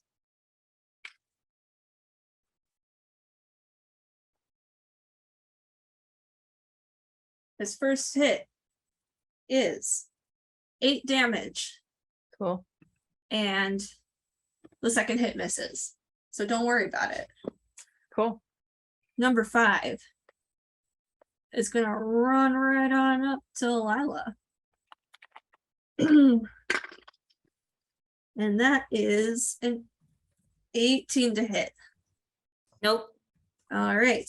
His second attack, if I could. That one misses. 6 is also going to run up to Lila.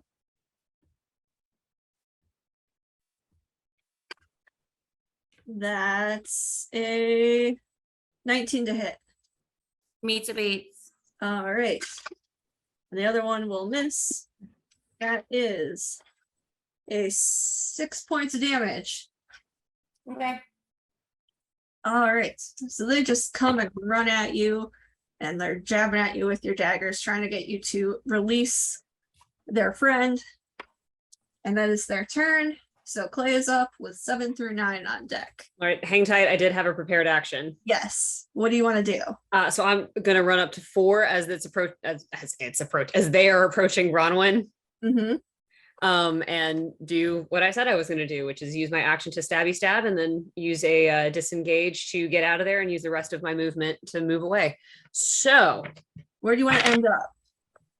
let's see, how many did I just move up? 3 or 4? I think it was 3. Okay, then I will move the 3 kind of back to where I was after I'm done. It was there-ish, yeah. Yeah. All right, so the 2 hit is 18 plus something. That hits. Okay.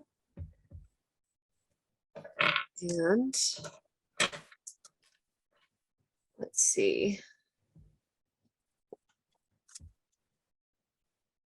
And because of flanking, I have advantage, so I get sneak attack damage. Mm-hmm.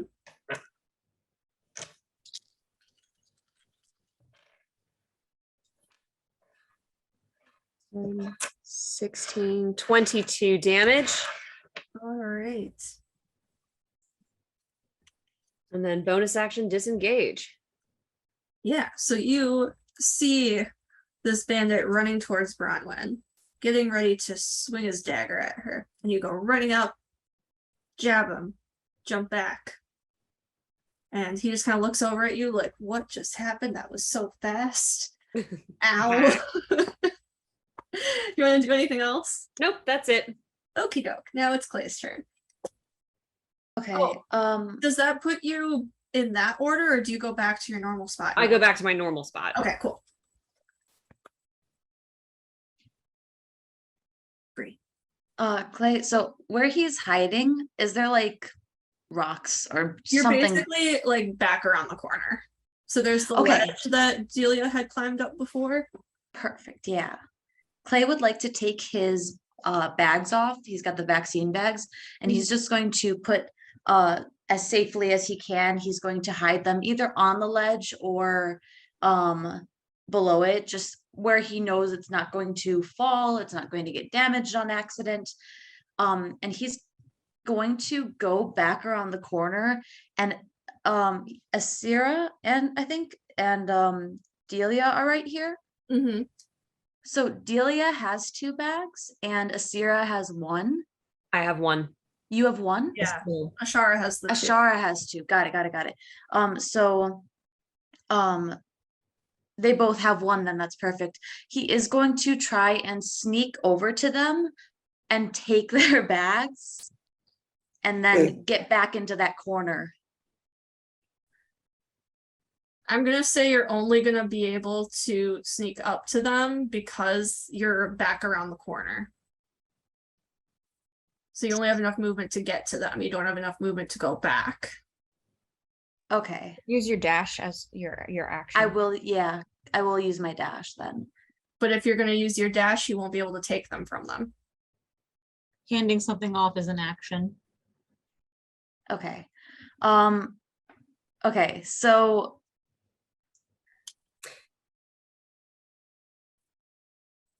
Clay, do you have dash as a bonus action, or are you pure that's my artificer? bonus action.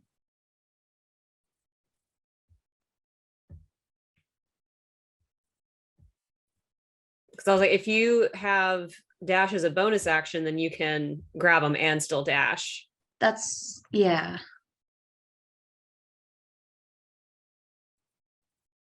You can I grab, have 4. you can grab 1 bag. Okay.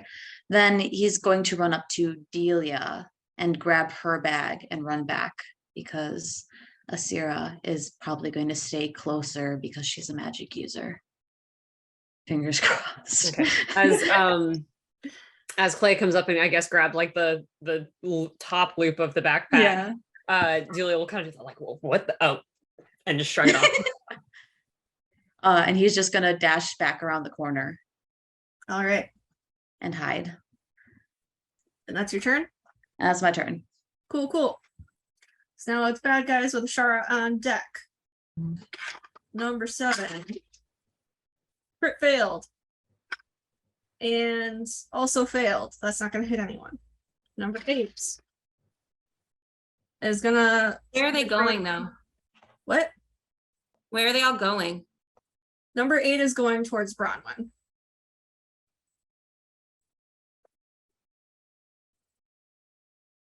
And this one rolled a natural 18, which I believe they have a +3. Yeah, they have a +3. That hits. Yeah. So that is going to be 9 points of damage. And then I'm just gonna make an argument here. You can ignore me, but the crit fail, wouldn't it be interesting if he had gone for Lila and then accidentally stabbed his he friend? doesn't have enough movement. Ugh. Dang it. And then number 9 got a 17 for Bronwyn. Total. Yeah, and then a natural 17 for Bronwyn. So that's a 20. The 20 hits. As these people are moving forward, do they all still look human or are they hooded? It's like a mix of humans and dwarves. Okay. And then what's the damage on this one? That is another 9 points of damage. And then Ashara with Asira on deck. Okay. I'm going to kind of drop to a crouch for a second to shrug out of the papoose backpack. Mm-hmm. Then I'm going to draw my bow. And as a bonus action, I'm going to cast Hunter's Mark on the. Well, I'm going to attempt to cast Hunter's Mark. Let me see.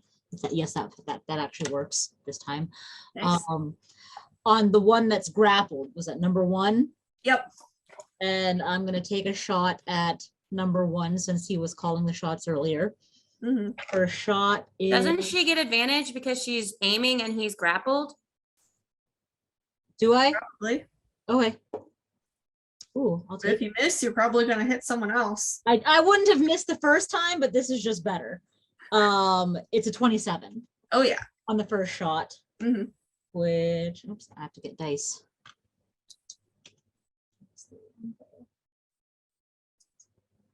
Oh, it's a D8. I need 1d6.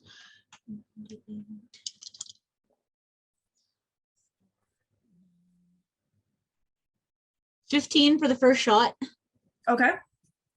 and she'll go to shoot him again. So 17 plus 11, 28. Yep. Ooh, that is 16 points of damage. Sweet.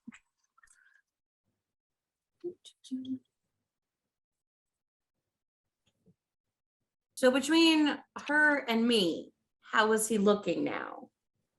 He's a little bloodied up.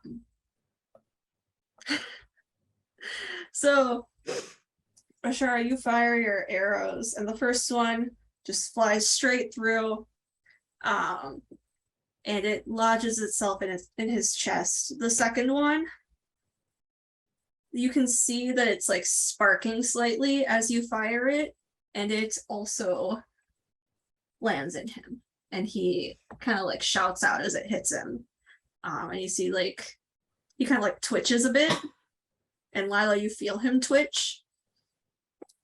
Would you like to do anything else? I'm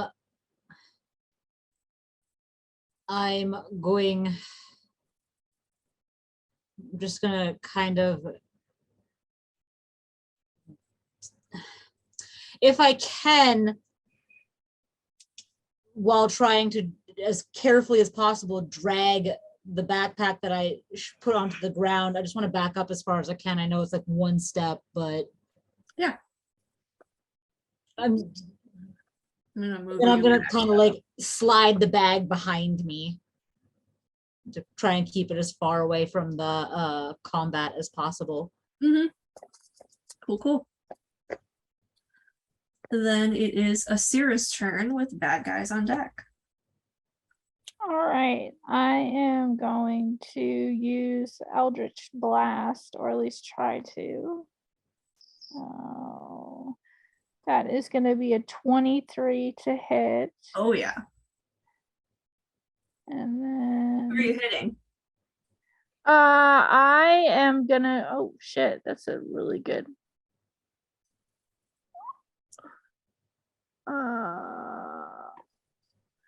Can I do, well, I'm not in a really good. Can I reach 7? I don't know, what's the distance on that spell? I don't have it. 300 feet. How many? 300. Oh yeah, definitely. Okay. So it's gonna be a 4 damage. That's it? That's it. What the heck? I know.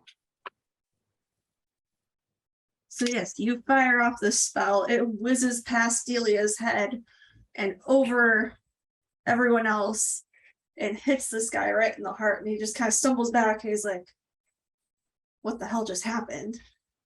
And he looks over at you and he's like, what Would you like to do anything else? No, I'm good. All right. So now number 1 is gonna see if you can get out of your grapple. Help if I could roll accurately. Well, that's a natural 7. I need to roll strength, right? Yes. 7. So it's a 10. No, it's a 9.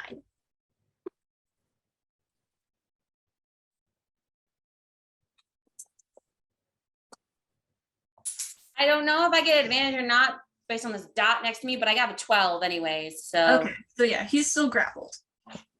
And then for the other 2 types, so number 2 is gonna go for you. They got a 18. Katie. I'm sorry, what? 18 to hit. No. Okay. And then their second one is a natural 17, so that is 20 to hit. Okay. Yep, that hits. So then you take 7 points of damage. 3, whoops, is gonna run over to Bronwyn. And that doesn't hit. That is a 19 to hit. Yep. And then you take 5 points of damage. Cool. And that's their turn. Bronwyn, it's your turn, and Meryl's on deck. All right. So first I'm going to use my bonus action to rage. I just kind of look at everyone surrounding me and just smile as my eyes just turn bright red. And I just start laughing as I take my great axe and I swing at, we'll say, number 9. Okay. Does a 16 hit? It sure does. Sweet, sweet. It seems crazy to me that there wouldn't be some kind of AoE with that axe. I know. I think I get to re-roll this. Let me check. I think when I roll a 1 on damage, I get to re-roll. But I'm trying to check. I think that's right.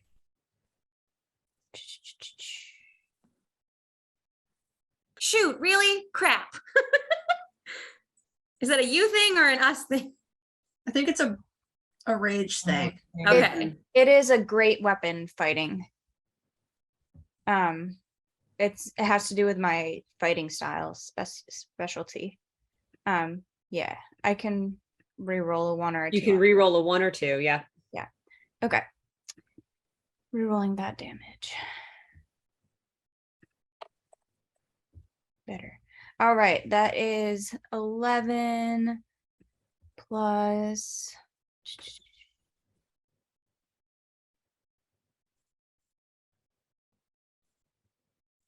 No, just 11. Okay, so 11 damage to Okay. that guy. And That was then 9. That was 9. Okay. And then I will go for number 8 with my second attack. Mm-hmm. And that do be a 27 to hit. Oh yeah. And that is 15 damage to that one. All right. So basically, you come down on number 9 with your axe, and with your follow through, you're able to like turn and get number 8, and they both basically drop to their knees because you hit them like right in like the gut. Would you like to do anything else? No, that is it. All right, Meryl's turn with Delia on deck. So Meryl is going to go for, I guess, let me see what I have for spells.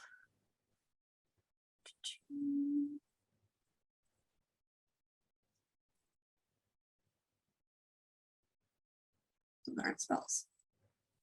Here we go. I guess we'll also do an Eldritch Blast because that's easy. So she's gonna fire it at number 9 and misses. So she is useless. Delia's turn Right. with Lila on deck. All right, I'm gonna scurry up to 9.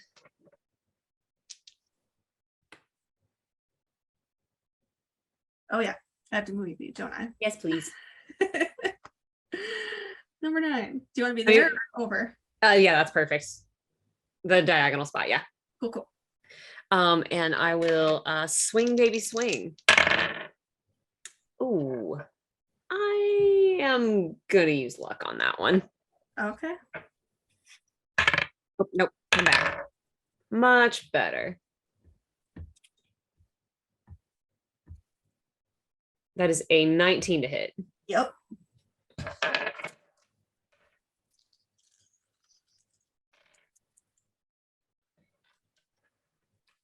Three, 9 plus 6, 15, 19. How do you want to do this? Oh, sweet. Don't do math. All right. Yeah, so she is having leapt back sort of towards the shadows on my previous turn. I'm going to leap back forward from the half shadow and just sink it. Nice. You sink it right into this guy's neck, and like you just hear the gurgling as blood just pours out of his mouth, and he just kind of drops to the ground. All right. Do anything else? I am going to use, well, actually, no, wait, hang on. Mhm. Let me double check one thing first. Yeah.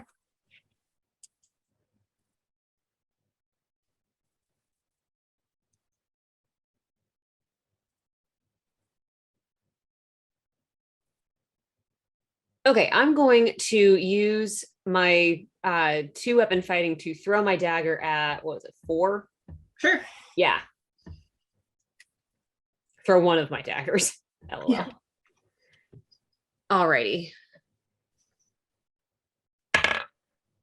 That one's gonna miss. It's 10. Okay. So you toss your dagger and it flies like right between 4 and 8 and lands on that square behind 8. Okay. That's okay. I have another dagger. Oop, there it is. Cool. All right. It is Lila's turn with that guy's on deck. Before I go for him again, she's gonna hiss in his ear again. Having seen one, because she can see over his shoulder, having seen one go down, seen Bronwyn doing some good damage, having a good idea of where this is gonna fucking go.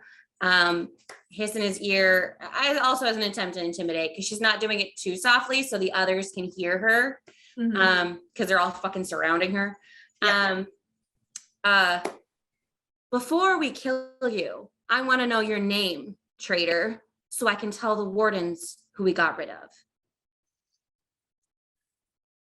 He just kind of tilts his head back and spits blood in your face. Okay, then she's taking her 2 attacks at him. She's searching that body afterwards, let me tell you. Please. 16 to hit. Oh yeah. That's 7 damage. And the second one, 25 to hit. I'm pretty sure that hits. Oh yeah. And another 7 damage. All right. He's got a lot of blood on him. Would you like to do anything else?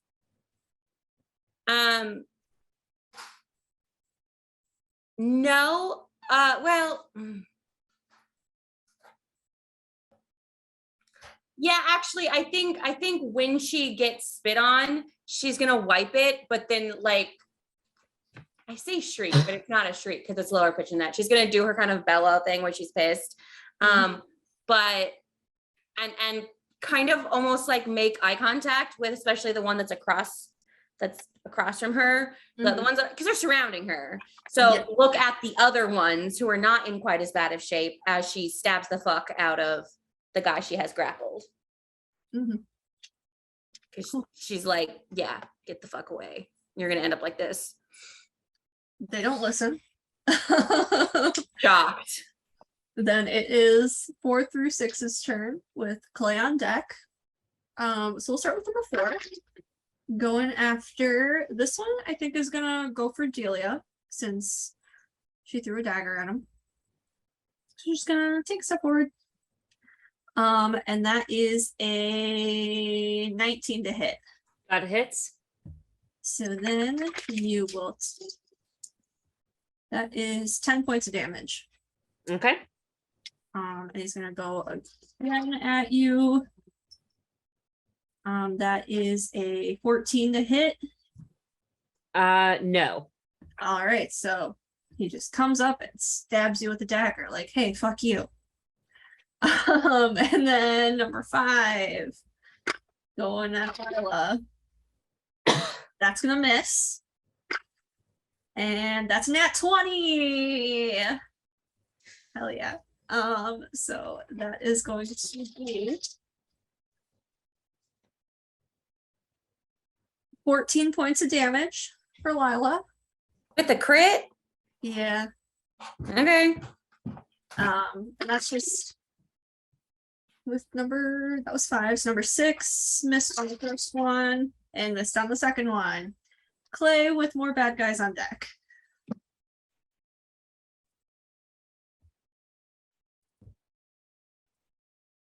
Okay, Clay is going to, I think he is just going to use his entire action to,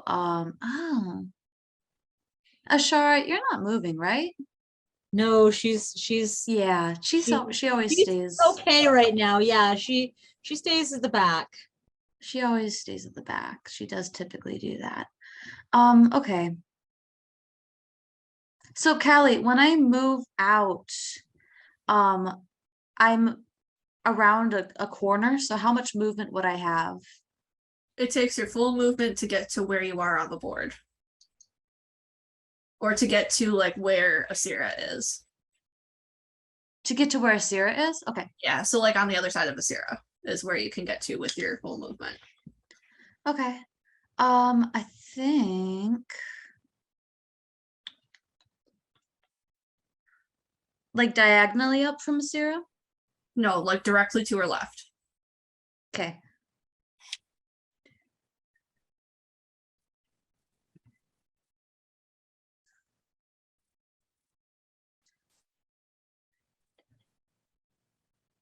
So I've got, if I dash, I'd just like to dash. I'll use my action to get to the left side of Asira, and then I'm gonna dash to the opposite side of 3 so that Bronwyn is flanking 3.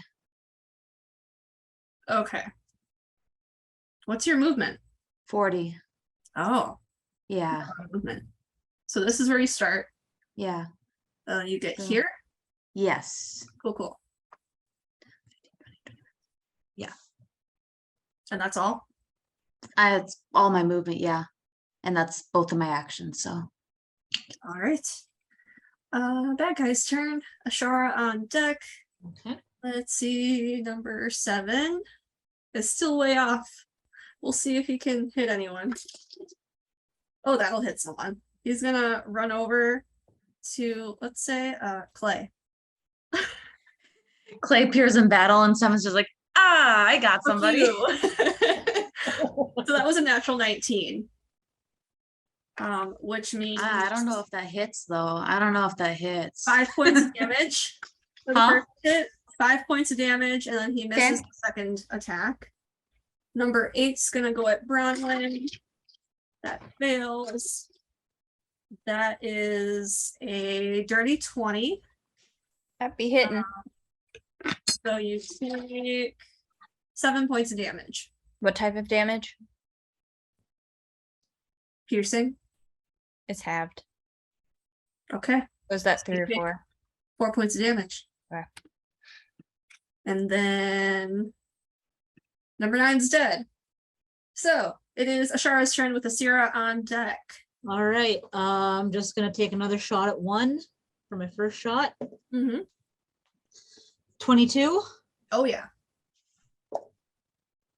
which is 10 points of damage. Cool. And the second shot is a natural 20, Hell yeah.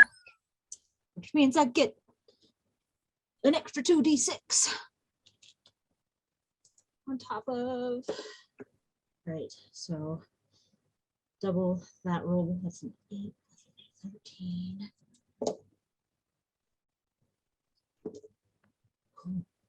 It's a lot. Define a lot. The extra damage with Hunter's Mark. 1, 8, 13, 14, 15, 16. 16 plus 12, 28. Oh yeah. How do you want to do this? So basically Lila's holding him there, and the first shot, hits him somewhere in the chest, whatever. Mhm. I don't know if he has a helmet on or a hood or what, but that second arrow is just going to go right through the side of his head, like Nice. through the eyes and like right out the other side, so that like brain matter splatters on number 6. Nice. A little bit does get on Lila's shoulder. She doesn't care. But she's just fucking cheering. I'm sure it doesn't care about Yeah. You feel him like slump in your arms, and as you let go, he just drops. Oh no! I'm not letting him go because my Okay. question is, I want to throw him at the guys that are surrounding me. I'm assuming that has to be on my turn. That will have to be on your turn. Okay. Okie I'll doke. check something with Hunter's Mark real quick. Uh-huh. Okay, let me just bring it up. Katie, you should just keep him and use him as a body shield. I got a real shield for that. Yeah. Okay, it doesn't matter until the next turn. On the next turn I can transfer it. That's what I needed to know. Cool. Do you want to do anything else? Nope. I'm actually, you know what? I'm gonna just kind of call out to the bandits, be like, you're all next. I'm gonna sit pretty where I'm at. Okie doke. Then it is Asira's turn with bad guys on deck. Sweet. I lost my eraser. It fell out of my. So I am gonna use that bonus action that we talked about first. Yes. What are you gonna do after that? And then after that, I am going to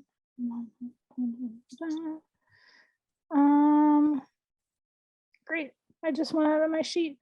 I'm gonna try and do a chill touch. So let me see and do all the hit stuff for that first. Yeah. That's a 21 to hit. Absolutely. Who are you hitting? I'm gonna go with 4. Cool. And that is gonna be 10 damage. All right. So I'm so excited. You all hear this sickening crack coming from Asira's direction. And when you all kind of turn and look, you see that her skin has gone completely pale white, and her limbs seem to lengthen and bend in the wrong directions. Her horns, instead of spiraling out to the sides, begin to go up in spirals as her eyes turn black, and this black ichor just drips down her face. Hello? What? And as she casts her spell, she reaches her hand out. Her nails elongate into these sharp claws, and you see that echoed as the hand rises up from the ground under number 4 and kind of clenches around it, and you watch as this guy is like crushed in her hand before the hand dissipates, and he's just like frozen there, just out of pure shock, looks over at her in absolute horror. Creature. That is Yeah, some and I courage. think if I'm reading this correctly, do they need to make a wisdom saving throw as well? I'll do that. Um, That is a 9. all right. So yeah, they needed to get a 13, so they fail. So they are also frightened until the end of my next turn.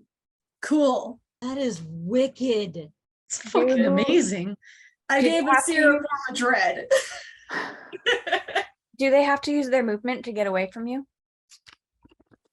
They So- would. Is that part of this? I think so. I was gonna say I don't know. I will look things up. Don't worry about it. I got this. Okay. A frightened creature has disadvantage on ability checks and attack rolls while the source of its fear is within line of sight. The creature can't willingly move closer to the source of its fear. Yes. That's awesome. Would you like to do anything else? Nope, because that's my bonus action, my action, so I am good. All right. That's amazing because they're already struggling to hit Bronwyn and Lila. So if they have disadvantage, Mm-hmm. All right. So now Yeah, as long as they can see Asira. it is Bronwyn's turn with Meryl on deck. All right, I'm going to roll against number 3 With advantage. with advantage.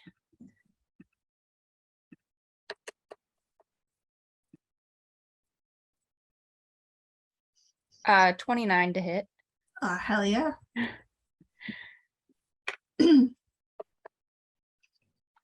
And I do 14 damage for that one. So I am like aiming kind of lower into his gut to get this guy to fall down Nice.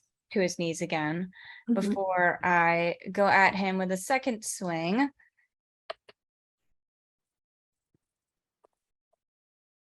For a 25 to hit Yeah. and do another 15 damage. How do you want to do this? Hell yeah. So my first swing, I just get him in the gut and he like falls to the ground. And then with my second one, I just bring it back around and chop his head right off. Nice. As you do that, its head rolls and stops right at Meryl's feet, and she just kind of looks at it with like a disgusted look. And she's like, well, I guess. Do you want to do anything else? Did Meryl disclose to us that she's a blood mage? She did not. Okay. Then I will not say anything. For my movement, I would like to move up. If I move between 7 and 8, will that give Clay advantage? Yes, Okay. Yeah, I believe so. just so I'm in range between them. Unless you want to move between them, then it would be for sure. I was thinking like literally in that space between the two of them. Yeah. You can just make me tiny to make me fit in there. It's fine. I can cover them up. They're unimportant. All right. Um, Then it is Meryl's turn with Delia on deck. Meryl is going to try for her Eldritch Blast again because it's easy. And she will hit number 8 for 7 points of damage. And that's her turn. Delia with Lila on deck. Okay, I'm going to use my bonus action insightful fighting to try and get advantage on 4. Okay. So I need them to make a deception check. Okay. Well, I got a natural 9. Well, hang on. Okay. With any bonuses? 13. Okay. Then I am going to use luck. Oh, sweet. Natural 20. Should have Nice. saved that for the combat. That's fine. All right. So I'm going to get that advantage so I can get sneak attack on them. So 19 to hit. Yeah.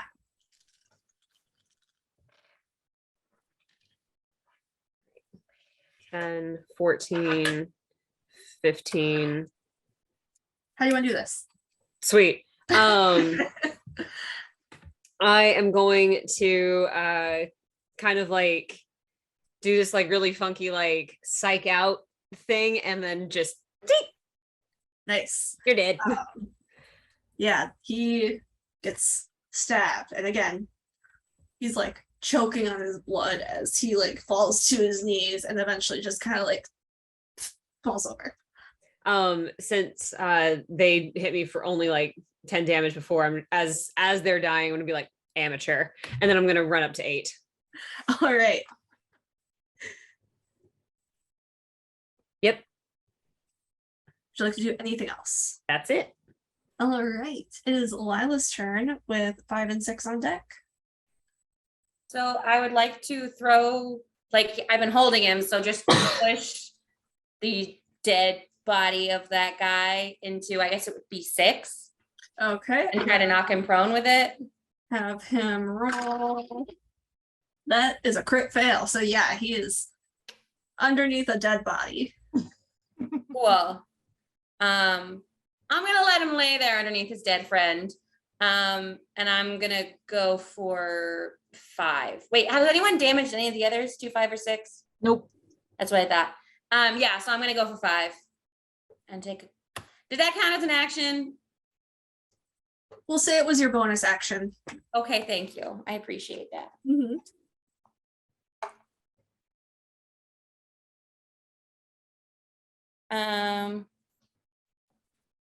Well, shit.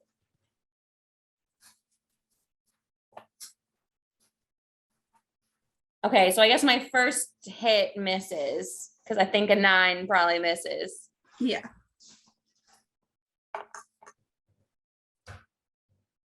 Jesus. Does a 12 miss? It does. Damn. Well, I guess that's all I got.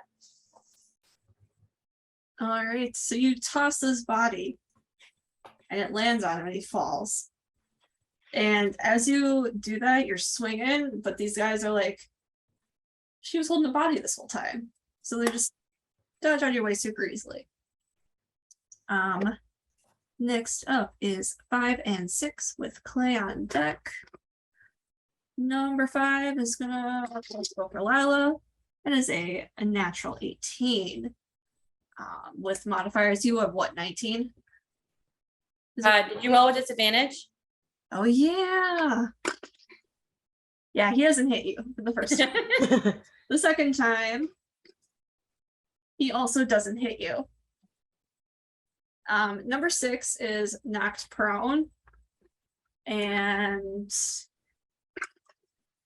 I just want to say he was already scared and now he has his friend's dead body on top of him. So yeah, he is unable to get up. So it's Clay's turn. Oh wait, no, I have to do 7. No, Clay and then 7. And then Ashara's after them.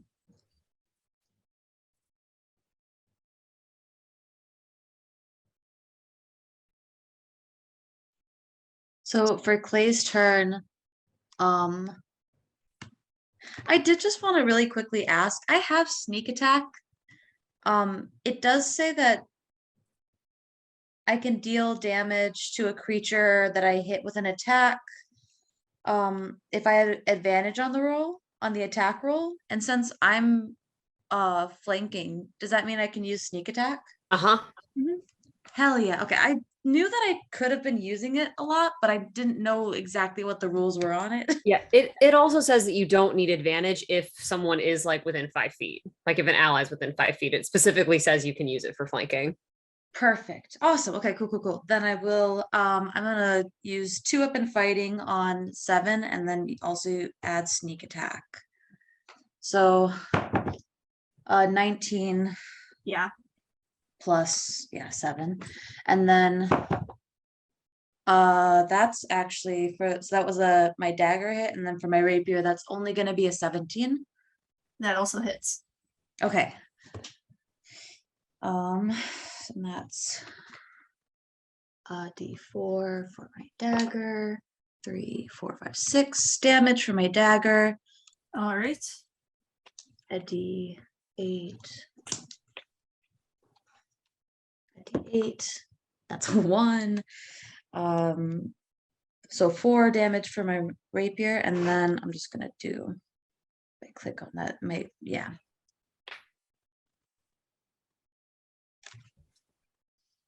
my fucking, I did it on, oh, there it went. It landed cockeyed. That's plus 13 damage. Okay. How do you want to do this? Very inspired from watching his girlfriend take out the last guy that was right next to him. He would like to, with his dagger, just stab the guy in the stomach to get him to bend over, and then he pulls it out, and as he's pulling out, he's leaning up with his sword to try and take the guy's head off. Nice. So yeah, his head does come clean off. Yeah, Not exactly clean, but it comes off. comes off. That's what I was hoping for. And it just kind of like it's still attached to the spine. So it just kind of falls back and hangs there as his body drops. Nice. Okay. Would you like to do anything else? I am going to scooch on over and use my movement to get between or behind 2. Okay. Was that 8 that Clay just took out? I It took was out 7. 7. Okay, so there's just the one left. And then I give Lila a little smile over the guy's shoulder. I'm just like, hey. All right. Then it is 8's turn. Gonna go for we'll say Bronwyn. That's 19 to hit. That hits. The second one is a natural 19 to hit. Hey, wait. Did you roll with disadvantage though? Well, the first one's still a 19 then. To Well, hit. do they all have disadvantage? I thought it was just the That was one. just 4. Anyone It's all else? of them, just they're all 4. here. It's everyone that Asira hit with that spell. Yeah. It's But I just, thought it was just they were within line of sight. Just 4. it's just the one creature. Because it's not the spell, it's that she changed, right? It's whoever had to do the wisdom saving throw. And that Mhm. person's But I dead. thought it was all of them. Mm-mm. Once during each of your turns, when you hit a creature with an attack, you force it to make a wisdom saving throw. If the throw fails, the target is frightened of you. So it's just the target that you Yeah, hit. it was just 4. And 4's gone. So both attacks hit. Yeah. I think it's hit. 7 and 5 with damage. So 12. 6. Yes. Cool. And then it is Ashara's turn with Asira on deck. All right, seeing as how we're down several dead bodies now, she's going to take the risk to leave the pack that she has on the ground. I'm going to move next to, like, diagonal left below Meryl. There. Yeah. Cool. And I'm going to transfer as my bonus action. I'm going to transfer my hunter's mark from the dead body to number 2. Okay. And now I'm going to take a shot at him. Mhm.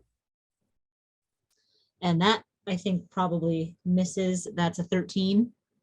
That does miss. Okay, so my second shot, a 17. That hits. Okay. Oh God, that sucks. 8 points of damage. Okay.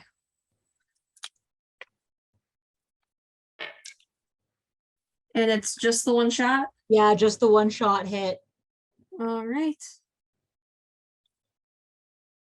So you fire the one shot and it goes like right into this guy's shoulder and he stumbles back and kind of bumps into Lilo. Is there anything else you would like to do? No, I'm gonna sit pretty where I am. All right. Then it is Asira's turn with 2 on deck. Okie dokie. All right, I'm assuming since the form of dread is only for 1 minute, am I still That's 10 You're rounds. still, yeah. So 10 you're rounds? Okay. Yeah. Okay. So I think I'm gonna go ahead and do a what's mine?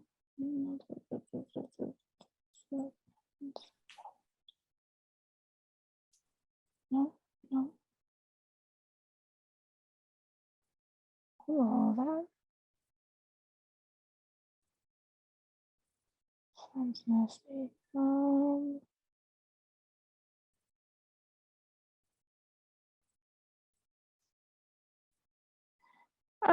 I am gonna do a. Oh, that's gonna be my only action though.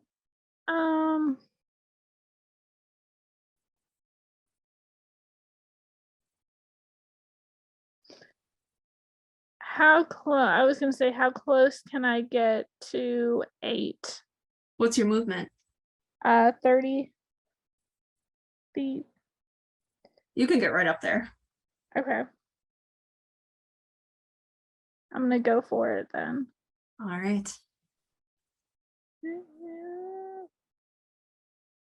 Okay. And then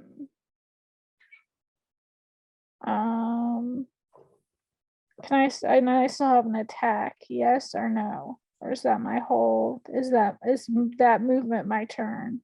No, you can still attack. Okay. Each turn is your movement, your action, and your bonus action. Mhm. Okay.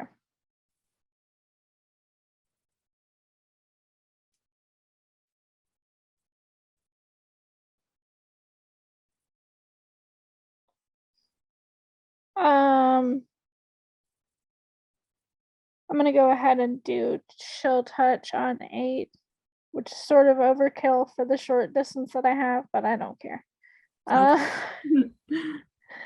That's gonna be a 15. That hits. Okay. And that is gonna be a 15 for damage. And how do you want to do this? Oh, awesome. So I guess I just like the hand comes out and just like squeezes the freaking life out. Like you just see, because chill touch is what? So it's necrotic damage. Yeah. So you just see like this whole chilled husk of a person just basically crushed in the hand, I guess. With my spooky hand. So the hand like crushes him, and as Yes. it dissipates, his body just crumples in a heap at your feet. Hell yeah. Would you like to do anything else? No. All right. Then it is number 2's turn. Just gonna go for Clay. It's Poop's turn. It's Poop's turn. Yeah. First hit miss, second one is a natural 18. Hey, wait, can I use protection here? I can also, I've got uncanny dodge, so even if he does hit me, I've got half damage. Yeah. I think where you're at, maybe I can't. Ignore me. I don't think I can. So 10 halved is 5. Thank you. And then it is Bronwyn's turn. So jumping back for a minute as Clay cuts that guy's head off, she gets splattered with the blood and she just looks at him and grins and she's like, nice moves. And then sorry, go ahead. If he was I have to match my partners on the dance floor. And her eyes just like flicker, like just this red flicker. And then I would like to use my movement to go up between 5 and 6. All right. And then I'm going to swing at number 5. Mm-hmm.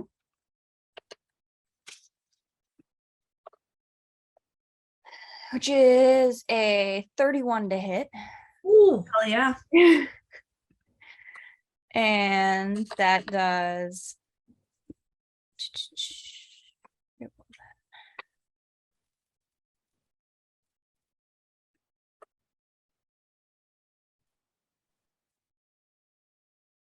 15 points of damage.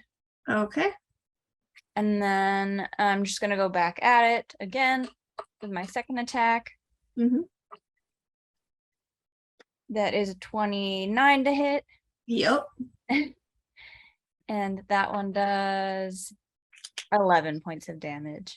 How do you want to do this? Oh, hell yeah. This one, I just like go, as I run up, I go sliding up, like crouching down, go and just like get at his kneecap the guy, to get him to fall. And then just like straight through his stomach. Just like tear out that stomach. Yeah. And as that happens, you see as his intestines just like pour out of him, and he like looks down, up at you, and just falls. And she just grins at him when he looks up at her. And like does a little wave, like bye-bye. You want to do anything else? No. Okay. Because I don't think I have enough movement to get back down over towards 2 and 6, right? Probably not. No. Okay, I'll stay where I am.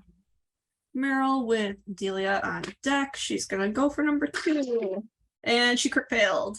So Delia with Lila on deck. All right.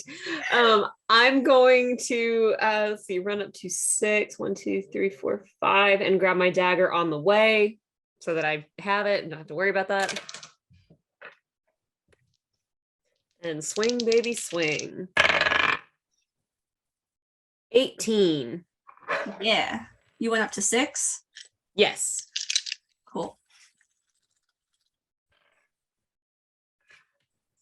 10, 16, 28 damage. Yeah.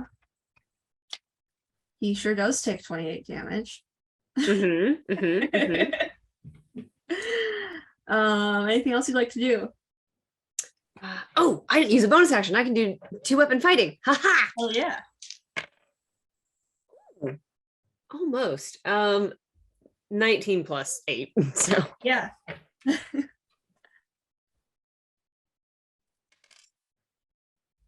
for 7 damage. How do you want to do this? Oh, sweet. Okay. So I'm going to actually like flavor retcon, which is as I'm running up to him, I'm gonna like baseball slide in. Nice. And take out his the whatever the tendon is right behind your knee. With the first shot, and as he's down, just stab him straight in the chest. Nice. Yeah, he is just down underneath you, bleeding out. Sorry, that was gross. It was amazing. Anything else? Are you good? That's good. All right, Lila.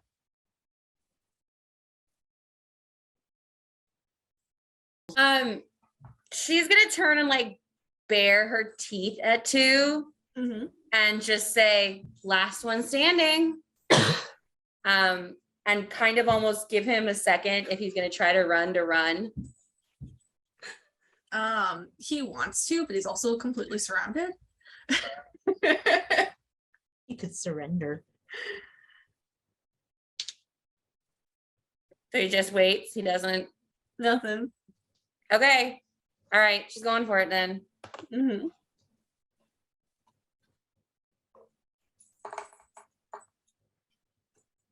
Oh, that's a crit. Cool. I'm not even gonna make you roll. Like you got a crit 20 or a crit fail. No, crit 20. Okay. So I'm not gonna make you roll damage. How do you want to do this? Right through the heart. Yeah, he drops dead. Shara is immediately going to start like looking through the pockets, etc., of whatever the bandits are nearest towards. Like, Oh, Lila is immediately going to number 1, and she wants to find out who that fucker was. yeah, I'm just going through pockets. Is Ashara getting her 200 gold back? Oh yeah, absolutely. She's Oh gonna yeah, put that obviously out to- Lila's getting back her token. Yeah. As Lila starts rummaging through that warden's stuff, Bronwyn comes up and stands over her. She's not stopped raging yet, so her eyes are just bright red. And she goes, I don't think going through a dead warden's belongings is your right. Wasn't a warden anymore. Once a warden, always a warden. You sure didn't think so. Step away from the warden. She rolls her eyes, grabs the token, and steps away. Do I find anything in the dead guys that I'm looking through? Altogether, you find a second 200 gold. Oh, nice. Any kind of like papers, letters? There is a love letter that you find that's very, very sexy.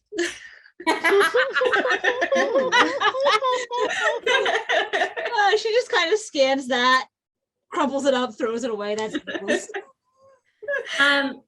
With the adrenaline fading, Molly's gonna kind of look around, wipe her face from all the, because she was right in the center of that. So all of you took people out around her. She's just probably covered. Just wiping her face a little bit, the arrows too. and looks around at the shit and is like, "Well, it turned out well, but I am sorry. I miscalculated, I think." Clay is going to be standing in front of her as she's like saying this with this little smug expression on his face, just like, and you wanted to talk to them. I'm gonna look at Bronwyn and be like, may I, because I've heard her screaming at Lila, may I check his pockets for documentation? Bronwyn drags his body over to the fireplace and will check his pockets. Okay, that works for her too. She'll take, I think, the like 200 gold bag he had. She'll take that and throw it back to Ashara. Okay. I want to take off all of his armor and put it in the fire. Unless he has the identification badge. He isn't actually wearing warden armor. What did he have He's on got him? his badge. Okay, I'm taking his badge then. Mm-hmm. I'm taking his badge. Does it have his name on it? It does not. Okay. Um, Then Lila's gonna turn back to Clay because he said something to her and just be like, "Well, I mean, Bronwyn was doing a pretty good job of it, but it did not seem like they were going to listen." They typically don't here. As soon as he says that, he goes very like dead faced, and he is going to go and turn around and find the backpacks that he hid before. Delia will go with Clay since Clay took the backpack off her earlier and pick up the backpacks and basically stand at like the continuation of the cave like a kid waiting for their mom to stop talking so they can go home. Just like, y'all ready? Y'all ready? I'm ready. Let's go. Was anyone still wearing their backpack when they took damage? Okay. Take none. That's what I thought. Yeah, Cool. taking me. do I find anything if I'm searching this guy's pockets for any sign of I want to know who he is so I can report back? You don't find any other warden things on him. Do I sense the blight in him? You don't. Okay, I take his badge and I lay him face first in the fire. Burn off. Nice. So And he I doesn't have she doesn't have anything identifying on him at all. Nope. As I lay him face first in the fire, I look at Lila and I go, he wasn't a warden. You can have him. Was he just lying? Did he steal someone's badge? Yeah. Will the wardens be able to tell who it was from the badge? Do you have like records or something? Usually they have some sort of identification on them, but this one is blank. Is it kind of like the identification has been like rubbed off? Mm-hmm. Yeah, this one is, there's nothing on it, which makes me think he stole it and cleaned it so that no one could track it back to where he originally got it. I mean, I guess I say we keep an eye out for a dead warden, but who knows where he killed him or when.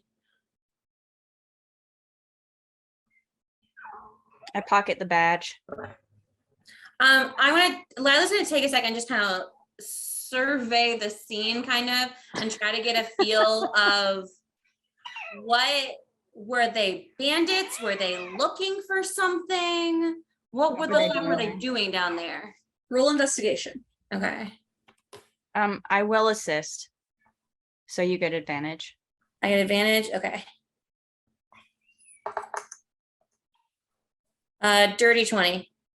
Yeah, so looking at their things, and looking over their camp, you get the feeling that they've actually been here for quite some time. And they're humans and dwarves. Mm-hmm. Do any of them look like they've been sick? No. So maybe they were just hiding out here to try to stay away from the plague and not get sick.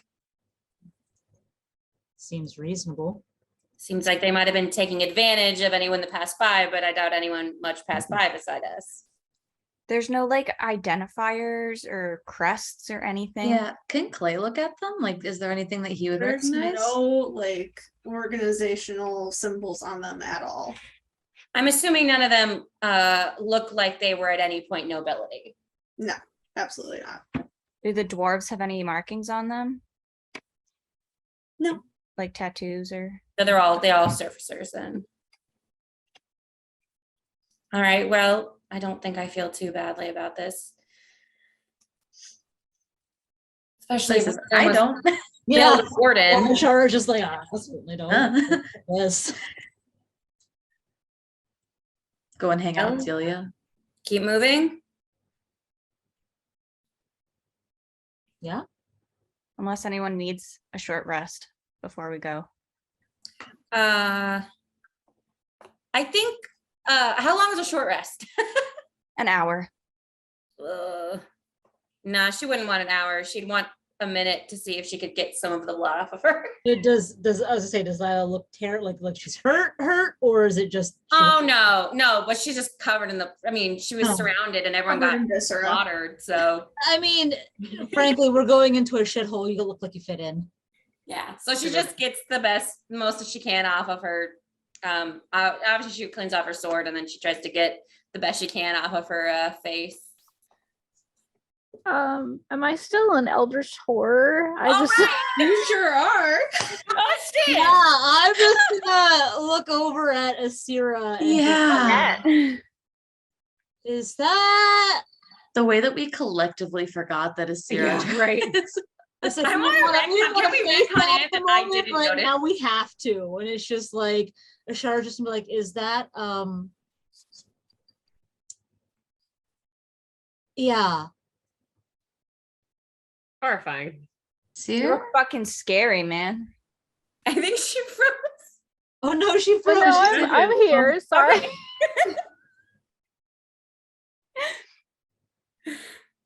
And like in the heat of battle, like she really hasn't taken any. Like, can I talk normally in this form? Yeah. Like, Your voice sounds slightly distorted when you do. It's like slightly lower and it's got that weird, like if a computer were to distort your voice, it kind of sounds like that.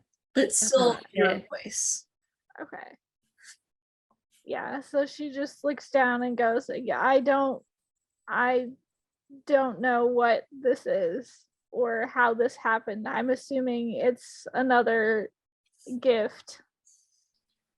I think that's the moment where Lila starts to flip out because I mean she's seen Asira do shit, so like yes, she transformed, but like magic shit, who fucking knows? But the idea that Asira doesn't fully understand what has happened, Lila's freaking the fuck out now. Probably rushing over there and being like, what, you didn't do this on purpose? No, I have no idea what happened. Ashara is just muttering under her breath in Dalish, Gillenon is fucked up. What the fuck? I think Clay would like circle her and like be looking at all the different elements that changed and just be like, so like, okay. And the horns and there's ichor dripping off of her, right? Mm-hmm. Yeah. From her eyes. Like the ichor from her eyes, funky. He's like kind of like it's like this moment of like Does he have is- like a journal out? he might actually. For him, it's this moment of like he is afraid. He doesn't understand what had happened here, and it is very distressing to him that this happened, and that Asira does not seem to be in control of it, and like didn't know that it was going to happen. So his way of categorizing it is like he's just gonna look it up and down and be like, "Wow, okay, like oh, that's so." Kira, can you Can you tell from Clay's face?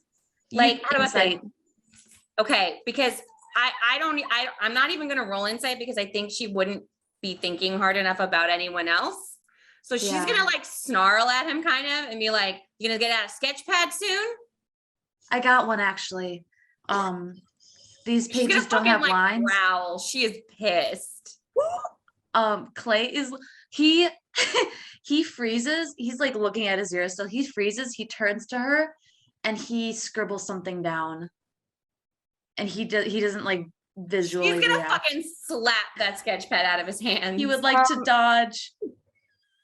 With the sketch pad. She's not trying to hit him. She's trying to hit the sketch pad. Yeah, he would like to dodge back. Oh my god, what do I have to roll? To hit, I guess. Yeah. Unarmed attack. And I'm Jesus. Am I- 10? using I rolled a 16. See, he just scoots back. He does scoot back real far. Like you did just like smack irritated at his journal. He does scooch back real far.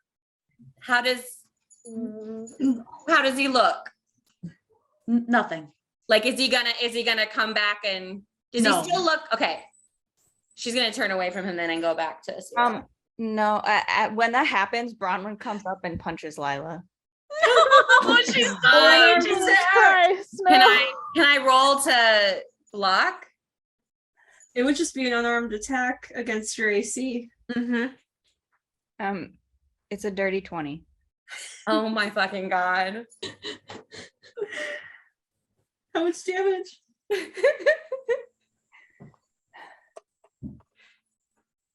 8. Fuck. All right, so while these two are Damn. duking it out, Ashara is going to be talking to Asira and just be like, are you like, this doesn't hurt? Are you uncomfortable? Like, can you control it and stop it? Transform back? I don't know. Both from a character and After a minute it ends. So yeah, after after a minute ends, but I don't think she can. I don't think Asira knows that. Asira, yeah, No. like Asira doesn't know that. I mean, initially the transformation does hurt a lot, but And as you're speaking, you do begin to revert back into your normal form. okay, thank God. So Lila's just like holding her fucking face and just shrieks, "What the fuck?" I love how pure chaotic. Literally Don't every Slap interaction. at him. Wait, what did she say? Don't slap at him. Ashara just gonna call over her shoulder, like while she's kind of like helping Seer and whatnot. Just be like, children, now is not the time. She's Every- already fucking yelling. Then tell your boyfriend to stop treating my friend like a fucking specimen. Wait, do you say Everyone that? processes fear in different ways. I rolled a 21 perception, by the way, which is why she Oh, everyone processes fear in different ways. Don't make assumptions. that doesn't give him the right to treat her like that. He's not treating her anyway. Yes, he fucking was. Why don't you You guys worry are about doing your own this. friend instead of the person who is trying to process what's happening? She just shrieks. Ashara is just gonna start walking down the cave. Like, Yeah. as soon as she knows that Spear is like okay and like transform Poor back. Meryl. She's just gonna Ashara's just gonna be like looking at Meryl and be like, and just start. Yeah, Meryl's standing by the like tunnel and just like tapping her foot, like I thought we had I can't do her voice, I'm sorry. Don't worry about it. I thought we had potions to distribute in the city. What is Lila's damage at right now? She still has over half health. Okay. She's at like 2/3 health. Clay is gonna pull, he's got a health potion. And he is so like that all happened and he's Oh, like she still- stormed the fuck off. Sorry. Oh, okay. She shrieks and she's going like back to where they stopped before they came in. Bronwyn turns to Clay and goes, I may have overreacted. Are her eyes turning back to normal now? She is turning back to normal, yes. Okay.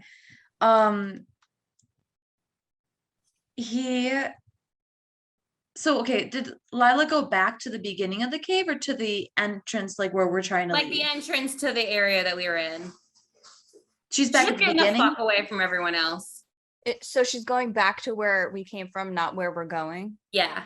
Yeah, okay. So Clay is going to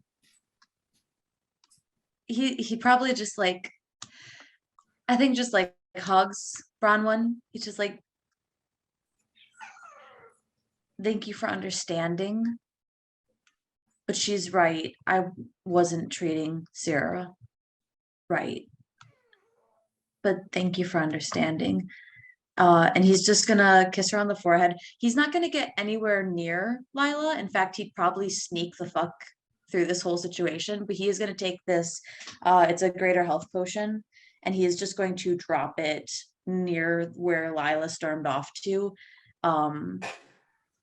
And he's just going to hightail it back to the rest of the group.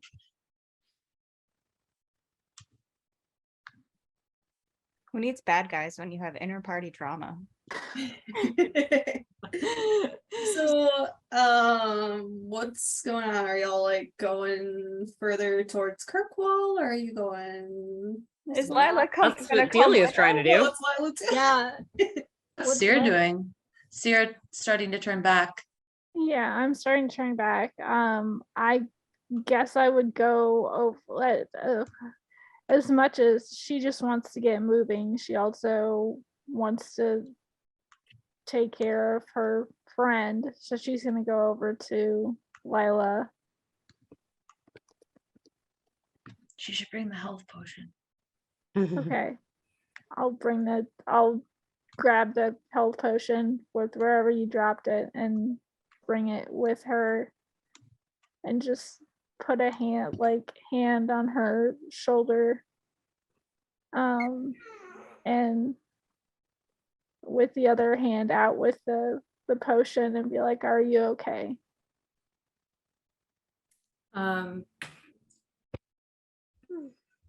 She's already like leaning facing the wall, leaning against the wall. And you can see her shoulders like slump when you ask that. And she just kind of wordlessly takes the potion and downs it. And uncharacteristically then smashes it against the ground. And after another moment or two, she kind of says, like kind of chokes out a little bit. I don't want to be here if they don't want me here.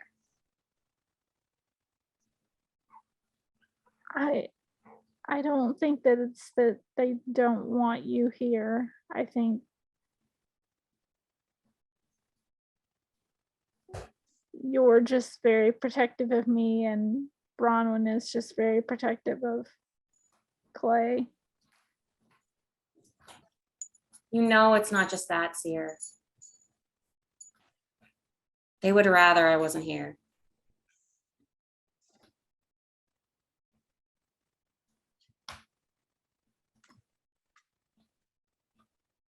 Sarah just kind of looks down at the broken bottle and then back up at Lila, just not quite sure what to say, except, do you need a moment? Do you want to be alone? If this wasn't so important, I would be leaving.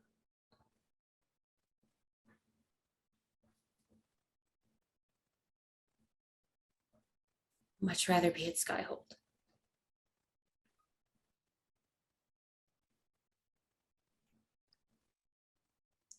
And she like angrily wipes at a couple tears and then pushes herself off the wall and stands up. It's fine. We have to get through this and then we can go home. Yeah. And she's gonna turn to her and kind of pause for a second and then give her a hug. And during the hug, just ask, are you okay? It's a lot to take in, but I'll be fine. Sorry about the dog. So cute.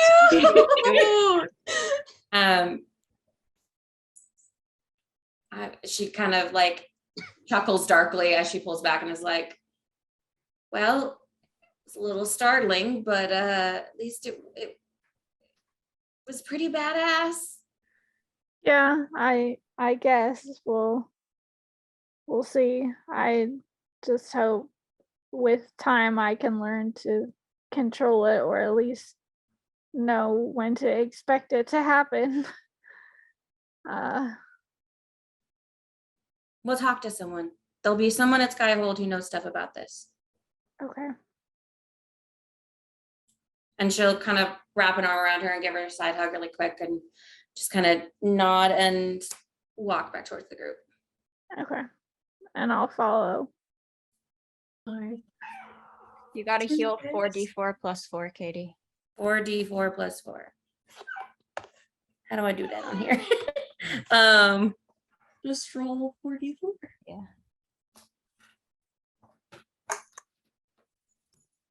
So while she's doing that,